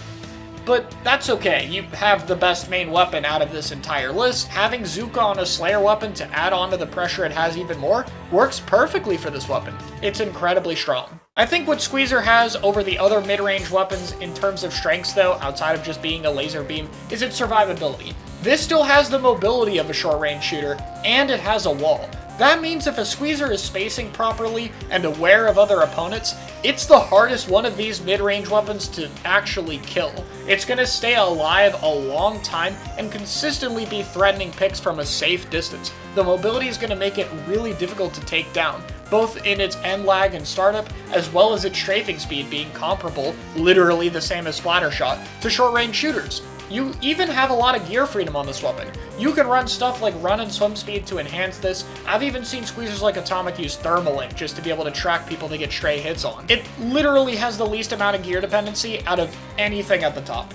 A lot of reasons to use the weapon. It's not free by any means, it's difficult to mash and aim at the same time, and you do have to make sure you're hitting enough shots to kill people before they get out of the way, but man, what a stacked main weapon. It's hard to believe we don't see more of these considering just how long Squeezer's been at the top. Because I mean, you know, at the very top of this X tier, everything else here is stuff that wasn't there at the end of Splatoon 2.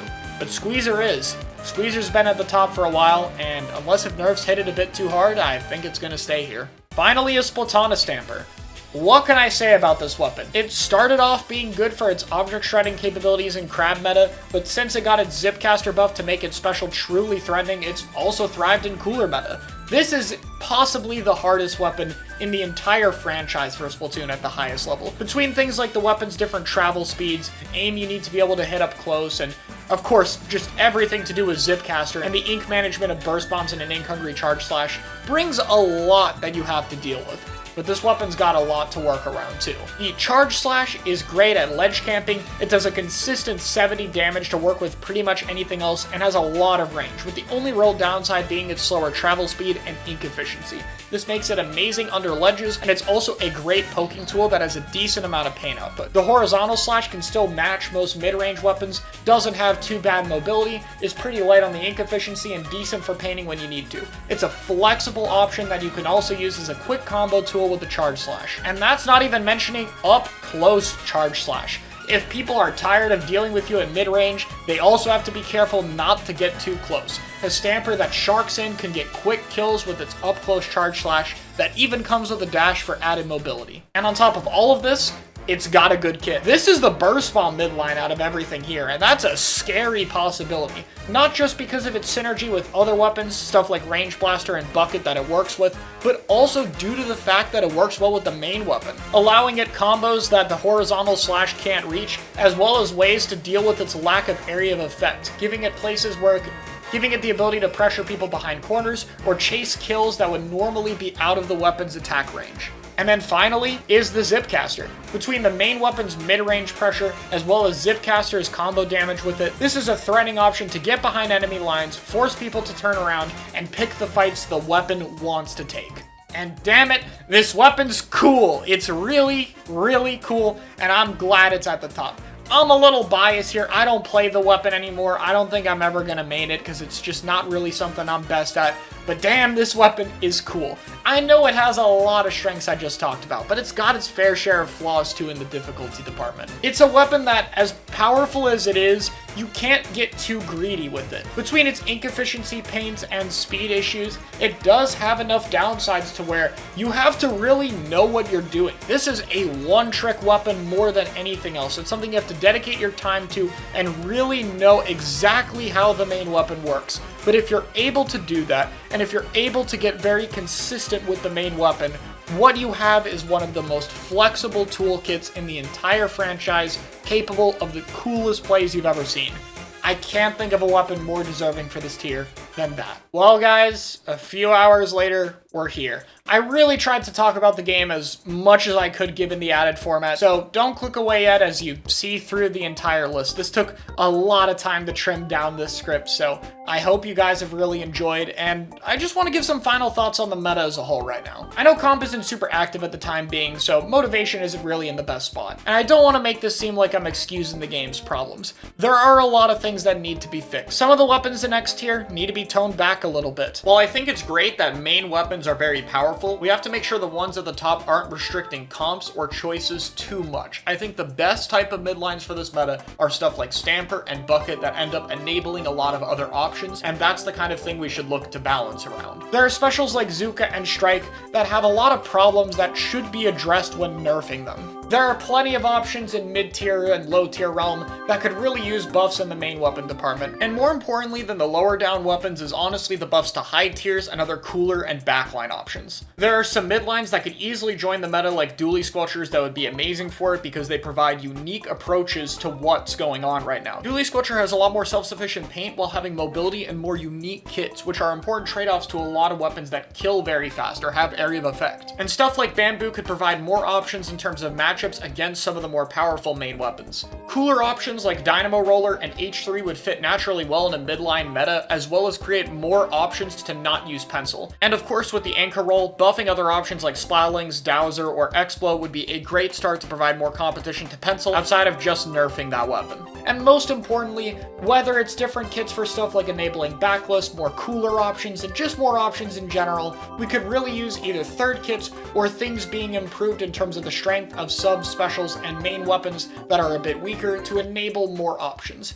But with all of that being said, no meta is going to be perfect, and I think this one's pretty good. There's a decent amount of coordination required, a sizable amount of variety in most of the roles in the game, and a playstyle that I think is mostly healthy for it. There's always going to be a fair share of issues with the game at a top level, and I'm not saying it can't get better. It definitely can, and I hope it does. We're not done with patches yet, and if we're lucky, we're not done with content either. But I think where we're at right now is pretty good, all things considered, and I'm happy with it. It's been quite a journey going through most of Splatoon 3's content cycle so far, and the metagames have been a discussion I wish we did more. Part of it was that patches haven't changed as much, so we've kind of only had 3 distinct metas, Crab, Jetpack, and the cooler one we have today with a bunch of midlines. But I still find Splatoon 3 really interesting, and that's a big reason I wanted to do this video. I hope by talking about everything I did here that I showed you guys just some of my thoughts in a competitive Splatoon and just how much depth the game really has to it. There's so many things to talk about or theory craft in terms of what the future holds for this game, what could be done better, different comps, and